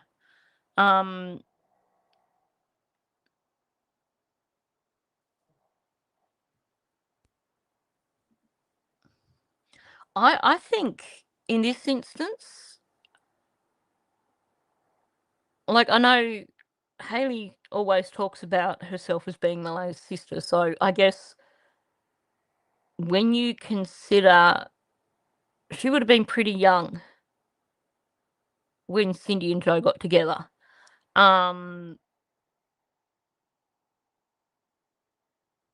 So I think I can understand that perspective. But I do think she is also coming at it from with a bit more separation. Because we know from listening to the conversation with Sunny that she is eyes wide open. And that's the thing. I do think you've got to take into account that there are some pretty, what's the word? I don't want to use it. I don't want to come across in a negative way. Just say pretty loud people in Daniel's family. I think from listening to Logan on Susan's channel, I think Logan could be quite assertive when she wants to be. I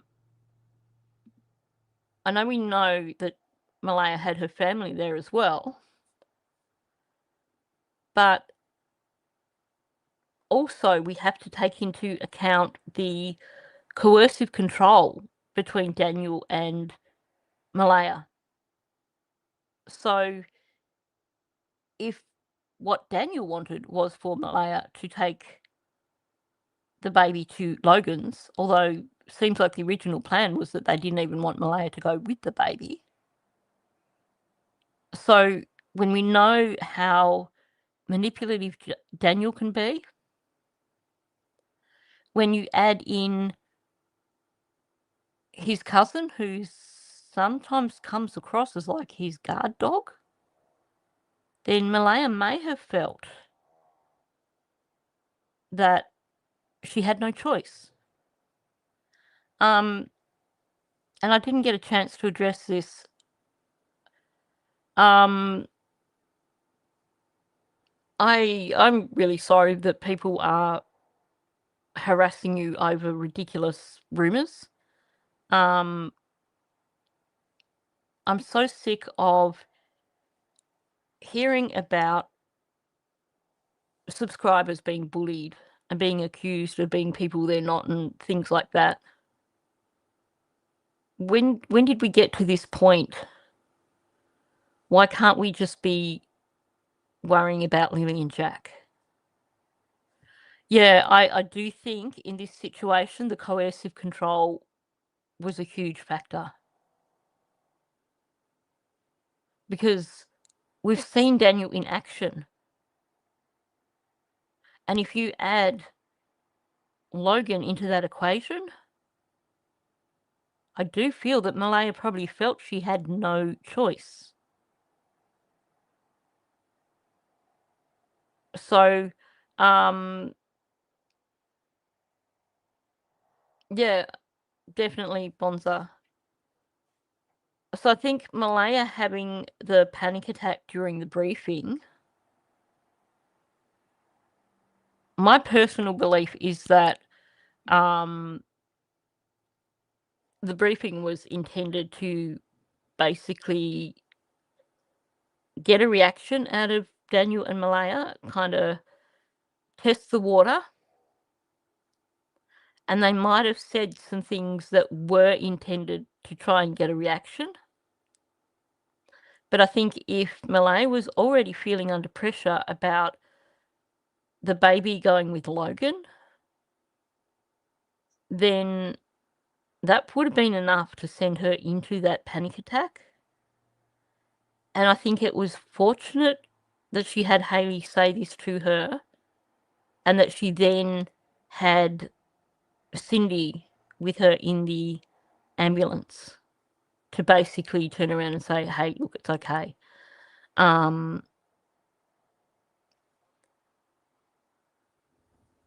Yeah, Logan does come across to me as like Daniel's bulldog, his guard dog. So I think that definitely Malaya probably felt like she had no choice in the matter until everything started falling apart, and then Hayley's saying, you don't have to do this, and then whatever Cindy said to her in the ambulance. Because the other thing too, if you look at the situation, if let's say hypothetically that in the briefing law enforcement were trying to push buttons with Daniel and Malaya, if Malaya's having a panic attack, now I am certain that Malaya has not told her mother anything about the case. So if she's sitting there in an ambulance having a panic attack and her mum's like, you know, it's okay, what's wrong? She's going to search for something to grip onto that is credible, that she can say to her mother, that's not going to incriminate her, if that makes sense.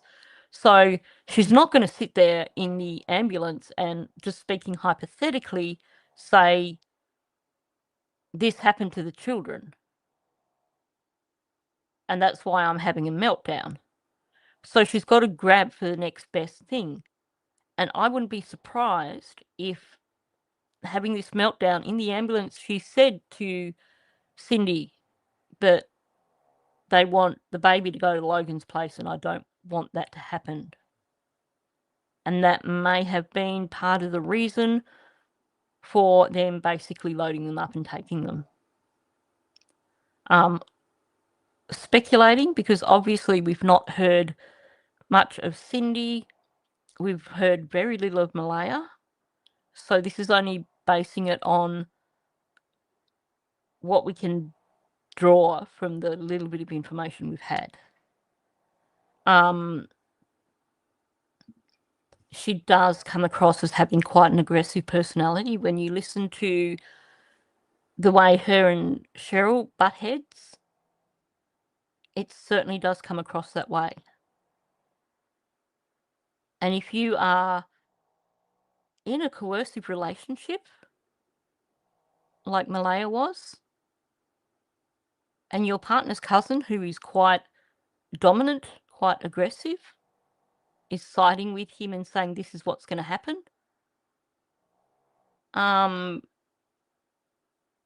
it would be really hard to fight against that.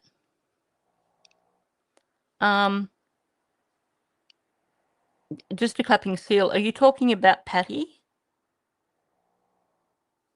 Yeah, it was Logan that called the kids animals.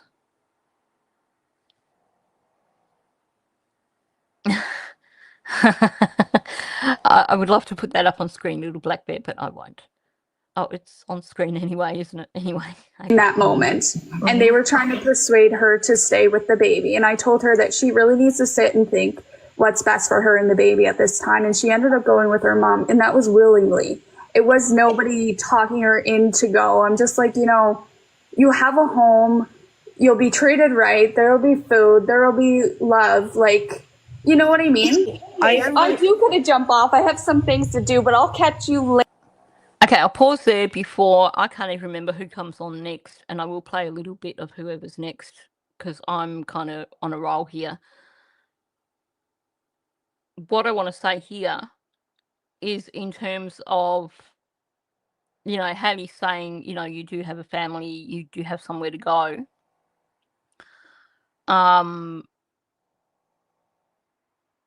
Sometimes in a coercive control situation, people don't see that there are alternatives. So saying that away from Daniel, away from Logan, is giving someone permission to do what's right for them in a situation where, after several years of coercive control, they've been trained that they're not allowed to do what's right for them, if that makes sense. So Hayley actually made a good choice in saying that. Now, had it not been for the situation where Malaya was then with Cindy in the ambulance, she would not have left, I don't think. Because even though you can have a conversation like that with someone who is caught up in coercive control, the moment they're back within the sphere of the person who has control, that little bit of power that you've given them, they lose again. I'm not sure how well I'm explaining that, but it's just like sometimes just a little word like that can be enough to help someone understand that they are allowed to make a choice.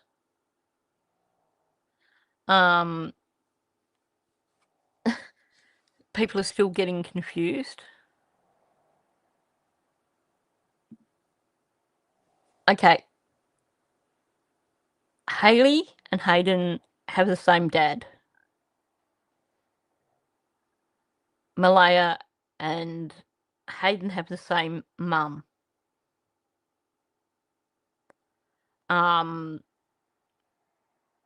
So Joe, when he got with Cindy, already had Hayley. And then when him and Cindy got together, Hayden came along. Malaya has a different dad from Hayden, because her dad and Cindy were separated before Joe and Cindy ended up together. I might have to do a chart for people to just help people understand. So you've got Henry Brooks, who's Malaya's dad. He left the scene.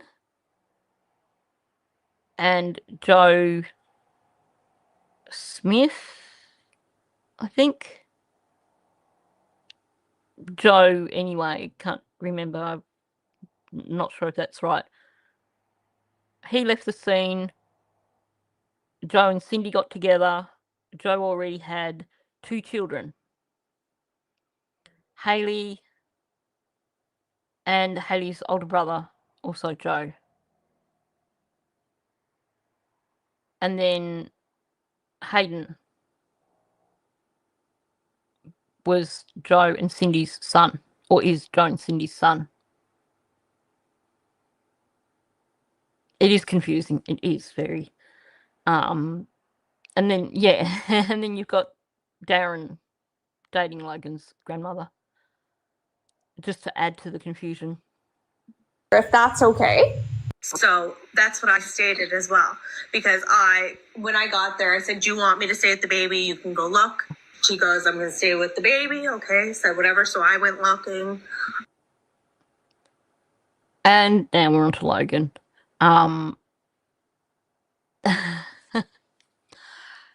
Yeah, now that I've got my head around it, I will do a like a mind map for people, which I'll share in the next live stream, because it does get really confusing. Okay, so we are on to Logan. I'm going to backtrack it a little bit, because she's making it sound like, you know, she's being all nice and offering and stuff like that. But I do think Logan was quite an assertive person. Yeah, Chelsea, I'm definitely learning there are a lot of blended families around the Maritimes, that's for sure. It does take a while to wrap your head around it, definitely.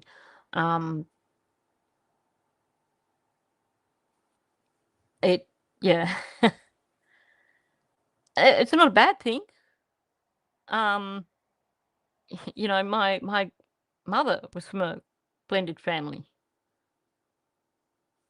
And, you know, you get that. It works. Quite often it works. I mean, it's definitely an adjustment, but, you know. So that was the next thing, was when when she was told that the baby had to leave the residence. She's exactly told she did not have to leave the residence. They just wanted the baby off the resident, from the residence. As like, this whole scenario isn't something a kid should be a part of. So the baby was going to come to my house. So when she's talking about this, it's all very, not saying who said what in terms of the baby shouldn't be at the residence. Thank you very much, Pause. Very much appreciate that. So it does appear that she may have been told that the baby shouldn't be on the property. But I've got to wonder what exactly was said to Malaya, and if people from Daniel's family ran with that to add a bit of pressure. In terms of, it might have been not such a dramatic suggestion as what we hear, but then Logan might have been like, well, this is a good excuse for me to get away from this search area because I don't want to go searching. And Daniel might have been afraid that Malaya's family were going to get their claws into the baby. Because when you listen to the way he talks about baby M, he so often slips up and has to correct himself and say our baby when he's already said his baby. So I suspect that while there probably might have been, you know, suggestions that, yeah, you know, she probably shouldn't be here, that maybe it is possible that there was extra pressure put on to basically make sure that baby M was away from Malaya's family. Could be wrong. It's just a bit of speculation. she's never been apart from the baby. Like, she's meadow. I said, you're more than welcome to come too. If not, I am comfortable. I have 3 kids of my own. Like Malaya, I can take care of this kid. Yeah, the way she's saying that there certainly makes it sound like Malaya really wasn't being given a choice in the situation. So I think that probably it was a situation where you have the coercive control from Daniel and Logan backing it up. It really does sound like the message, if you break it down, was she's coming with me. Whether you like it or not, you can come too if you want to.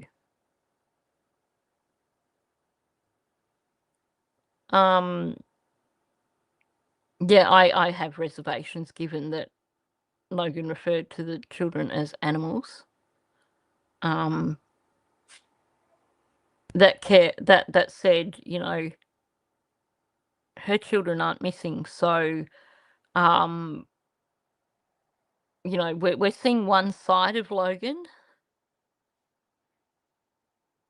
We've never had any reports to suggest that she isn't a good mother,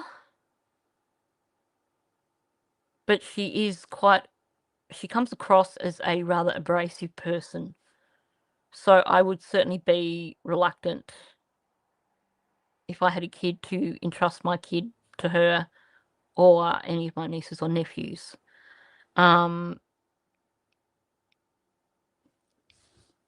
Oh, and she did, this kid. Definitely no emotional connection to baby M there. I had missed that bit.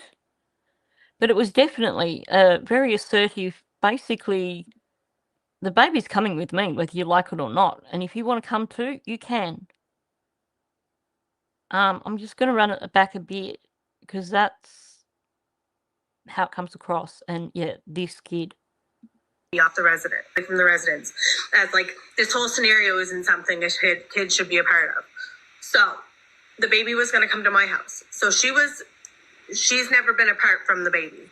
Like she's meadow. I said, you're more than welcome to come too. If not, I am comfortable. I have 3 kids of my own. Like Malaya, I can take care of this kid. Like I can take care of the baby, no problem. So first the baby. You know what else stands out to me? I'll come back to that in a sec. Okay, hang on. Sorry, just a bit of a I've had my asthma's been playing up this week, so it's making me occasionally lose my voice a little bit too. What I've noticed, so I just had to collect my thoughts again. What I've noticed too is that now we've all learnt, this far in, we've learnt to make a point of referring to her as the baby or baby M. But Logan's not avoiding saying her name.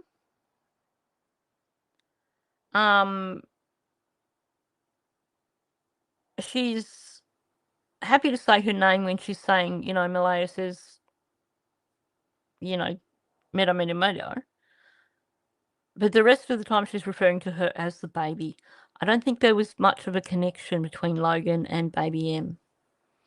I think at the time MBM didn't want to leave, but was told by CPS the baby had to go. So Logan stepped up, and later at the briefing, she changed her mind and left. The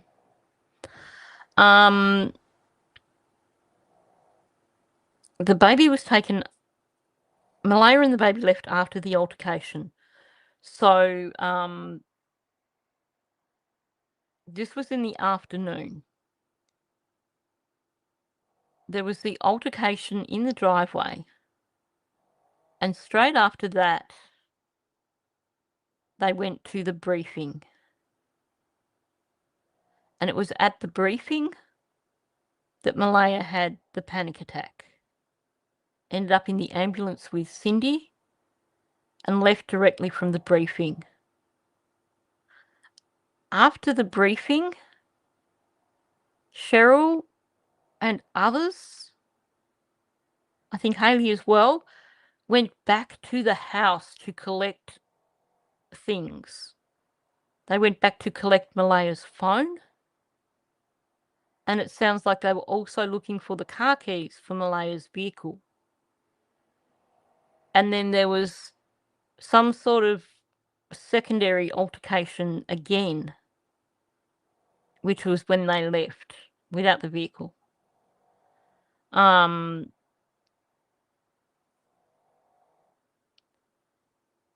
If that clears up that part of the timeline, and that's from just going through everyone's statements and stuff. I strongly believe that Daniel had the car keys. I believe that when Cheryl and Hayley went back to collect the phone and the car keys, that there's no way Daniel was going to give it to them. Good to see here, Grover. Bonza, if you look at the screen, you can see Grover. Yeah, that's a good question. Who was maybe Cindy was holding baby M at the briefing. I agree. Daniel did look like he was genuinely surprised. Sorry, Daniel does. Even when he talks about it now, he sounds like he was genuinely surprised about Malaya leaving. But I do think Malaya was made to feel like the only option was for baby M to go with Logan. I don't think at that point in time there was any suggestion of baby M going with any of Malaya's family or anything like that.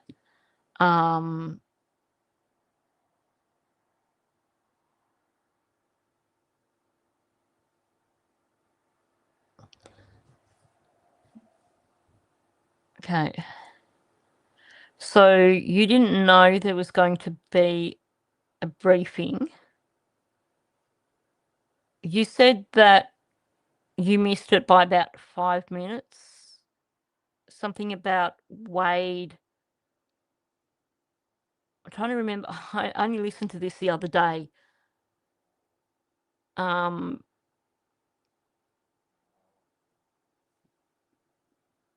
So Belinda and Chelsea missed the altercation because they know when it's safe to head for the hills. And welcoming Belinda also. Yes, I think that definitely. I'm going to get some wet rest. Pause. Good. Thank you for coming in. Definitely, I think that would have been a part of it. Because up until that point in time, up until all of a sudden Malaya had family there with her, cool, and I'll come back to that in a sec. I think up until that point, when Malaya suddenly had family around her, Daniel had isolated Malaya. So up until when Lily and Jack went missing, he didn't have people from Malaya's family to interfere with the level of coercive control that he had. So it really would have come as a shock to him. Oh, right. I hadn't realised that you went in a separate vehicle, Charles, and now that makes sense. Okay, so Wade came out of the trailer and got in his car, and that's when you were like, yep, let's get out of here.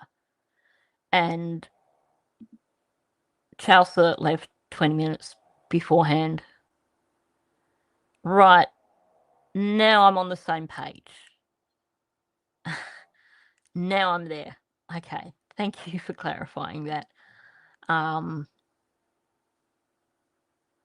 It's all very interesting, and just trying to solidify a timeline can get so confusing at times. Was just going to be the baby, and then she decided she was going to come with me. So, but then something changed, and we were at the briefing. Her mother said something to her, and then I had to take everything out of my car and put it in her mother's car.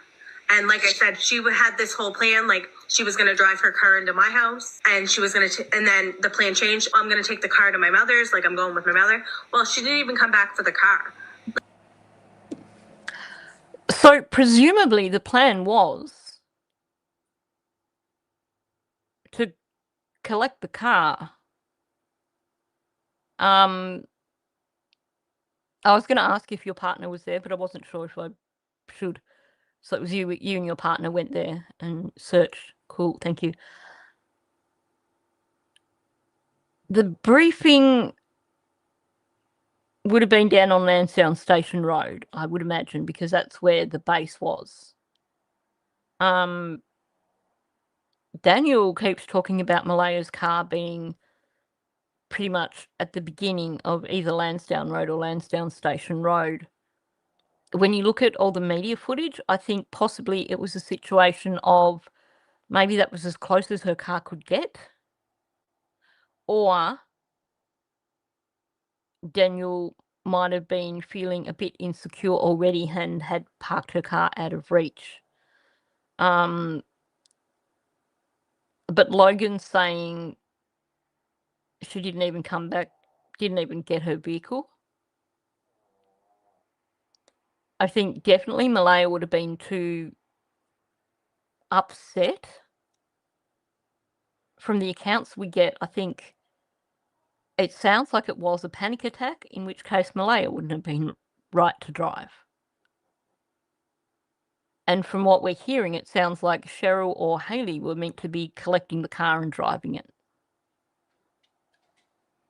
Now, given that Cheryl comes across as a no mess business kind of person, I do believe the only reason that car was left there was because they were not given the keys for that car. But Logan's giving it the same sort of perspective that we had from Daniel in terms of, oh, it was just left there, you know. Wasn't worried about it. But I do think there's more to the story there. Oh, hello. Sorry. The dogs are waking up. And I just discovered that Tarka's got her head on Amira's bed, which is nearly as big as the bed. So Amira doesn't have much room, but they seem happy enough. The search and rescue had her car towed to wherever she was because they left the car. That's how much of a hurry that was to leave. Malaya stayed at the house. I'd like to know if it was search and rescue that had it towed there for her, or if Malaya or Cindy or someone actually arranged to have it towed because she couldn't get the keys. Because to me it seems like search and rescue would have been far too busy. When you listen to the dispatch, they were all working 12-hour shifts. So worrying about Malaya's car probably wasn't a priority. And not only that, like I said, in all the media stuff that you can see, there were searchers' cars all the way along Lansdowne Station Road, almost right back to the corner. So I don't think that it would have been a priority for them to worry about Malaya's car, because there would have been so many other vehicles along there anyway. Okay, there was a question here. Oh, right, the question of who had baby M during the interview. Oh, that's a good question. Was anyone other than Daniel driving Malaya's car? I think I was just about to say that. Yeah, Belinda didn't even see Daniel that day. He was off doing the Daniel thing. He was off being Superman Daniel, running ahead of the helicopters and through the waist-deep water. So, yeah. At the residence Friday night. When did Malaya's mother arrive at the house? So she arrived Friday. She was there before I got there Friday when they went missing. I'm not sure the exact time. We all tried to figure that out. I'm not sure. Did Malaya's mother stay overnight there? I am unsure, but she was there in the morning when I got back. This whole story of Cindy got there within 16 minutes or something of the RCMP arriving. When you look at the timeline in terms of missed phone calls and things like that, when you look at the fact that Cindy is saying that she only found out the children were missing because her mother contacted her because she'd been outside when Malaya had tried to ring, I just don't buy the story at all. And I think this is another situation where we're going to discover down the track that RCMP well and truly know the truth of this. And it was an attempt to basically throw Malaya and Cindy under the bus.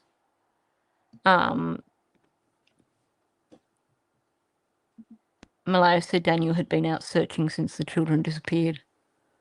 And he makes those same claims too, doesn't he? I was out the whole time for those first couple of days. Yeah, it definitely gives the impression that the Mackenzies and the Martells were not very welcoming. It's that that kind of small town feel thing too. When you live out the back of Whoop Whoop, it's like people kind of get used to their space. So regardless of the situation, and I do get the impression that very few of Daniel's relatives really were that close to Lily and Jack. But regardless of the situation, it still would be a bit confronting to live somewhere that is somewhat isolated, where mostly it's just you and your family, your extended family, and then to suddenly be bombarded with all these extra people around you. So,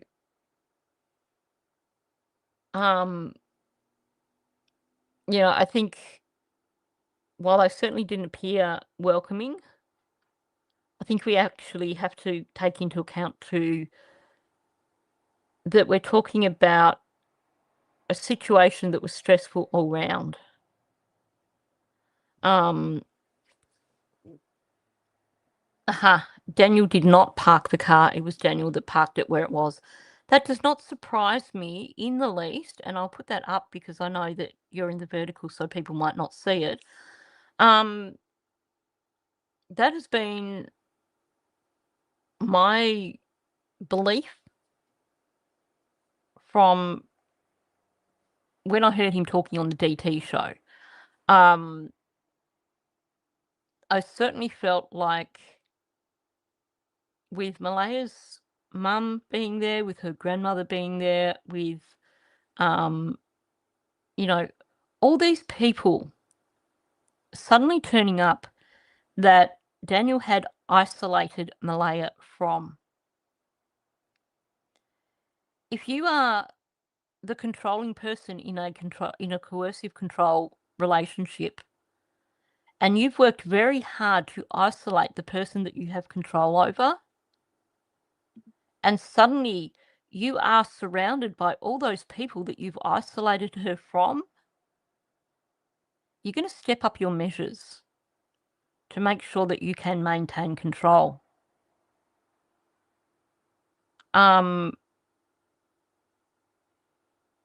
So it wouldn't surprise me that the car was deliberately left out of the way. Oh no, this is something that I'm not sure that I was aware of. Justin was at the briefing. That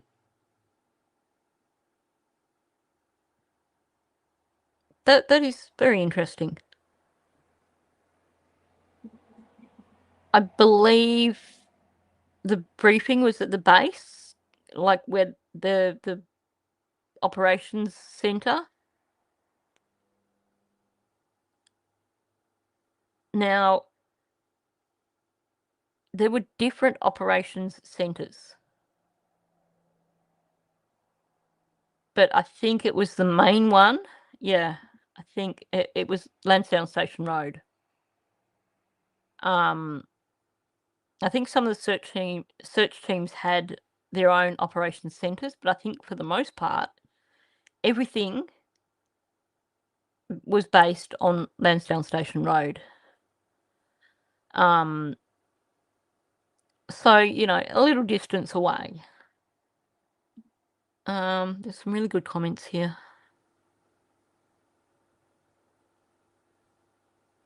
But that's on him parking at the marsh. That was the Friday. That's when RCMP first arrived. He spoke about parking it at the marsh. In terms of where it was left when Malaya left,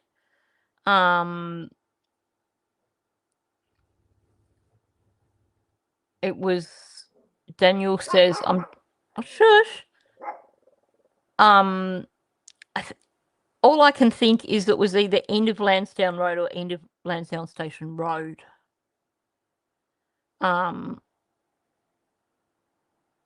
Okay, Daniel said him and Malaya went together to the briefing. There's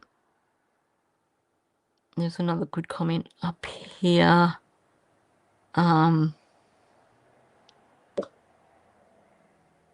Just trying to say, I've lost it.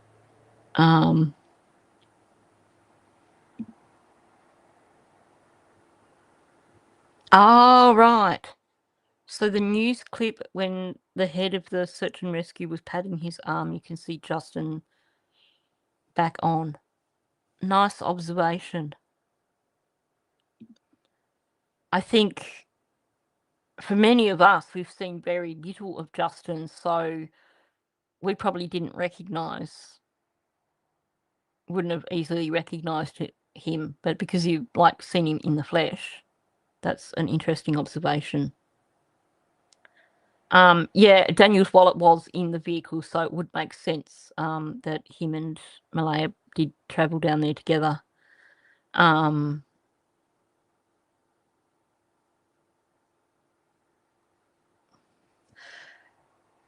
I think either Cheryl or Hayley specifically have stated that when they went back to the trailer, it was to get the phone and the keys, and that the intention was that they were going to take the car. There's definitely audio of that, and it might be Hayley. So the intention was that someone from Malaya's family was supposed to be collecting the car.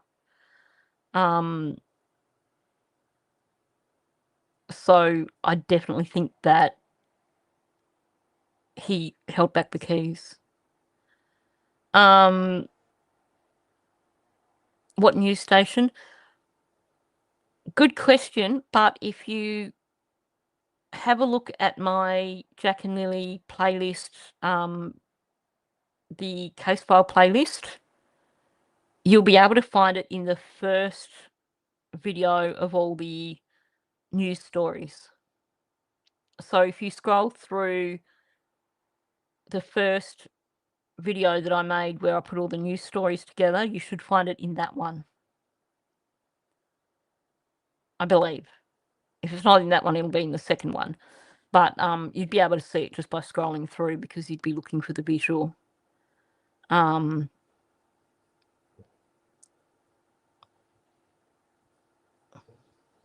You're under the impression he didn't have the keys? It is possible. By that time, Malaya couldn't be with the baby unsupervised. That's why she went with Cindy, I believe.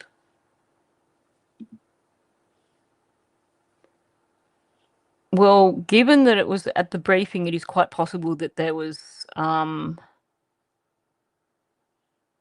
something said.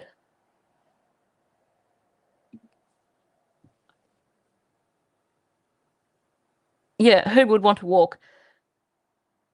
The other thing to take into account too is that the command centre was after the steep part of Lansdowne Station Road. So it wouldn't have just been walking from Gairloch Road around to Lansdowne Station Road. There was also that steep hill. So I probably would have done the same, especially since they had the baby. Because, you know, carrying a baby up and down steep hills wouldn't be fun. So it makes sense for them to have taken the car, in my opinion.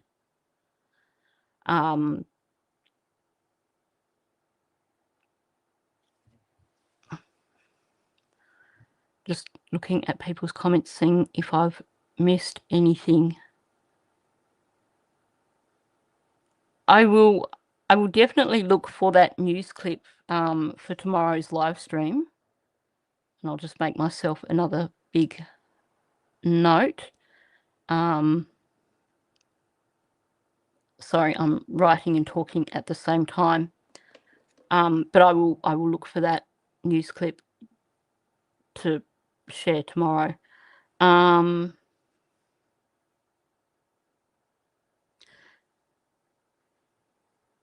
Yeah, I think you've got to remember it's not flat terrain, because not only would you have the steep hill, and I'll grab some footage of that as well, where you see the searchers walking up the hill, because that gives you a really good perspective of how steep Lansdowne Station Road gets before you go up to the base. But it's not just the walking up that steep hill to get there. When they were heading back, they would have had to have walked up the hill to the trailer. And also, you know, you're walking along that stretch of Gairloch Road, which doesn't look like there would have been a lot of room on the side of the road for pedestrians. So there's probably a lot of reasons for choosing to drive there. And certainly we're talking about a 16-month-old baby. Carrying a 16-month-old baby. Yeah, they're light at first with the first minute or so. But if you're walking and carrying a baby, they get heavy pretty quickly. So yeah, it makes sense to me that they would take the car around there.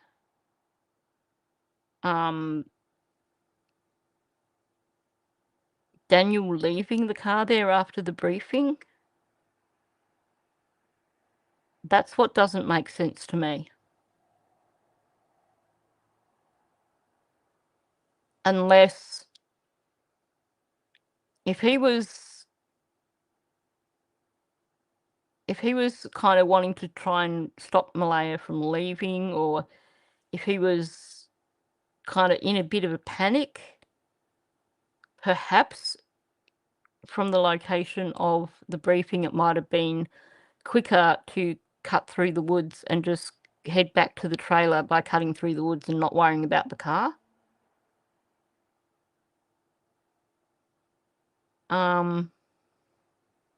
Yeah, that's the other side of it too. To get to the briefing, you'd want to get there quickly.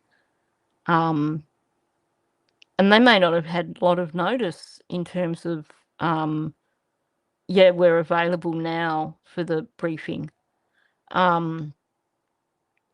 Because you listen to the dispatch and it sounds like,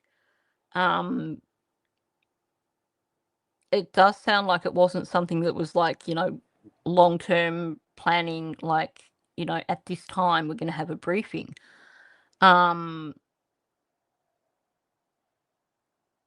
So yeah, it's we're talking about a situation where you've got 2 children missing. It makes sense to me to drive to the briefing.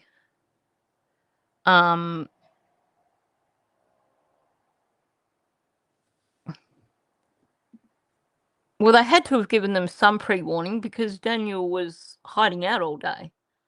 But I think it wouldn't have been like a really, really long time frame.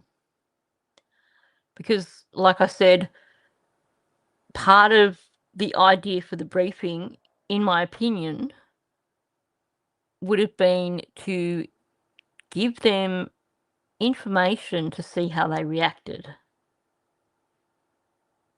So, with that in mind, they wouldn't have wanted them to have too much time to wrap their head around it all mentally. In my opinion, I could be wrong. I could be way off base with that. But it just does, from listening to the dispatch, just from what I know about how these sort of things work, I do think that it wasn't like, they might have had like an hour or 2 hours notice. It wasn't something like they were told in the morning, can you come here at 5:00? Maybe, perhaps. Pure speculation on that, though. I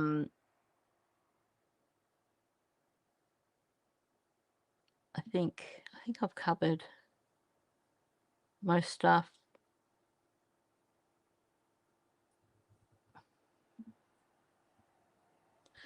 Yeah, I would imagine you and Belinda certainly would have wanted to attend, and if Justin was attending, it sounds like it was definitely not just Malaya and Daniel. And well, Cindy was there.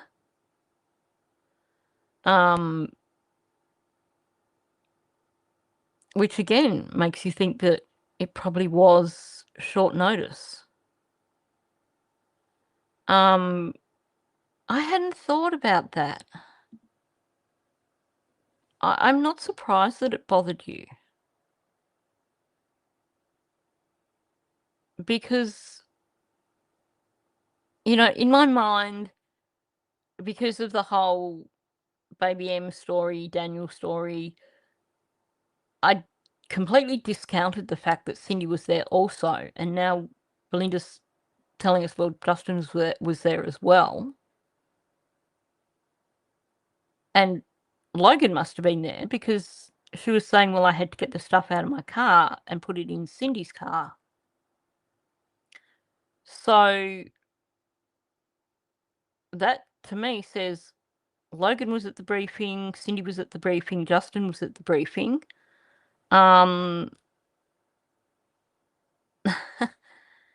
Thanks, BTTV. So, yeah, I wonder, maybe it was really short notice.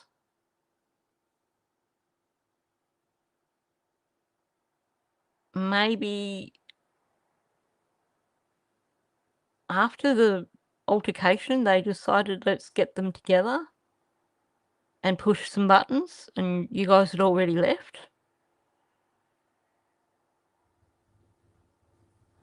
Or do you think that Malaya might have just chosen not to tell you? When you came back from searching before you left, did you get any time to chat with Malaya before you left, after you'd been out searching? Or was it a situation where she was kind of surrounded by family and so you're kind of like not really able to have much of a conversation with her? Is that when the prayer thing was happening? Or was it... I'm just trying to wrap my head around that. Because is that possibly the situation that no,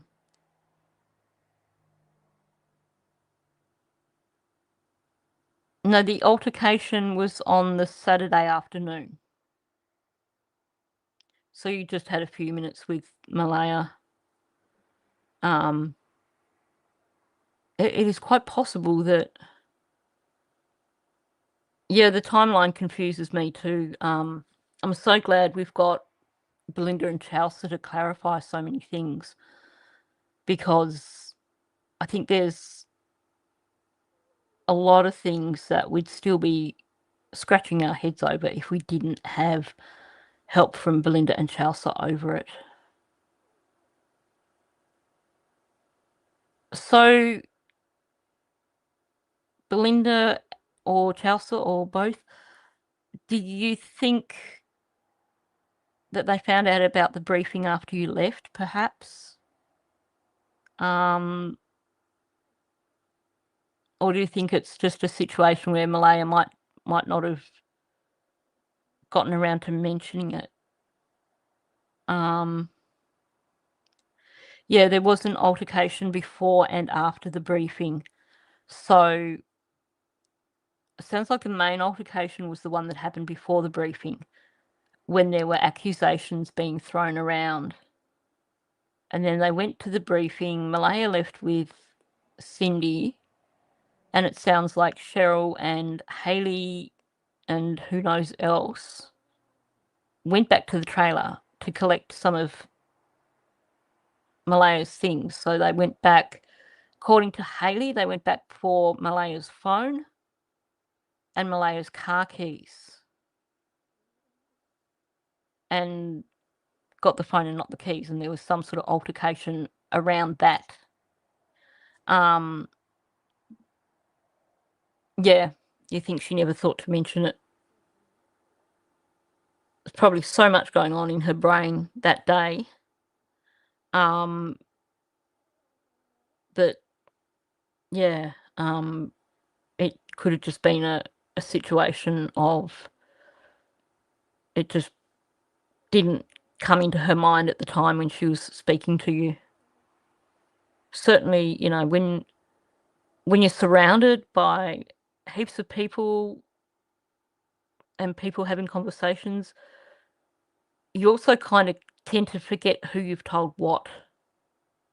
Like, it would have been a stressful situation regardless of her involvement. She was still clearly under stress. So, yeah, that makes sense that she probably just didn't think to mention it. So much to think about. Yeah, thank you so much, Belinda and Chelsea, for helping us to try and wrap our heads around this. Well, yes, Hemi, that does happen when you're lying as well. So true. And it's good to see you in here. Yeah, I think I need processing time. I think I'm going to finish this live stream for now, because there's a lot that I want to process just around this whole, what we've discussed so far.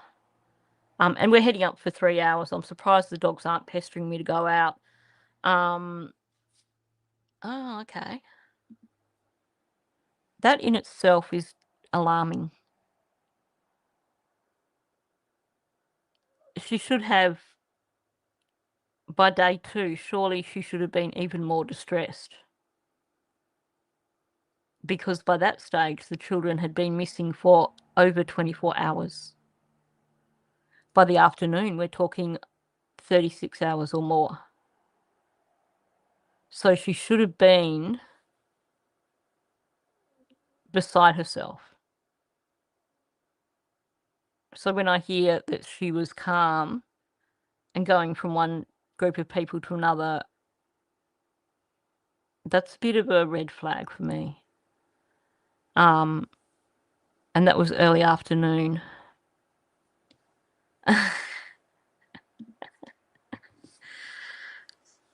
Honestly, we need like a special dictionary for this case. Most people would be hysterical. That's for sure. They'd be wanting more Jeromes out and about. So true, so true. Someone had to say it.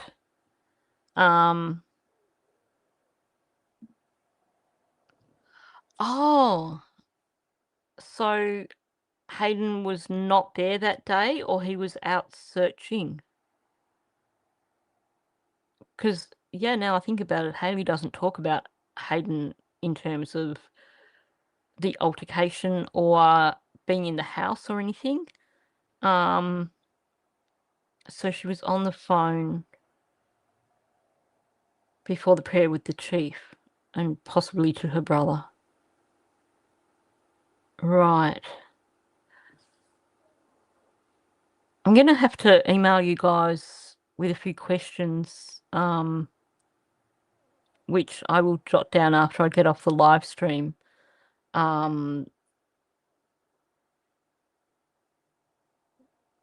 Because I do have questions, but I need a bit of processing time.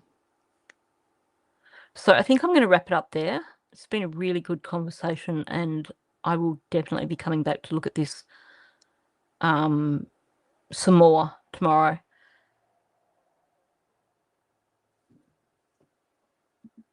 So possibly on autopilot, just going through the motions. Yeah. Interesting. Very interesting. Okay, I'm going to wrap it up there. Thank you so much for coming in. I've really appreciated the conversations that have been happening in here. If you haven't hit the like button, please hit the like button on the way out. And you know the deal by now. If you haven't subscribed, please subscribe. And if you're on replay, so just do this first. So you're not sure who was around, but you do believe that's who she was talking to on the phone, right? Cool. Anyway, thanks for coming in, people, and I will catch you in the next one.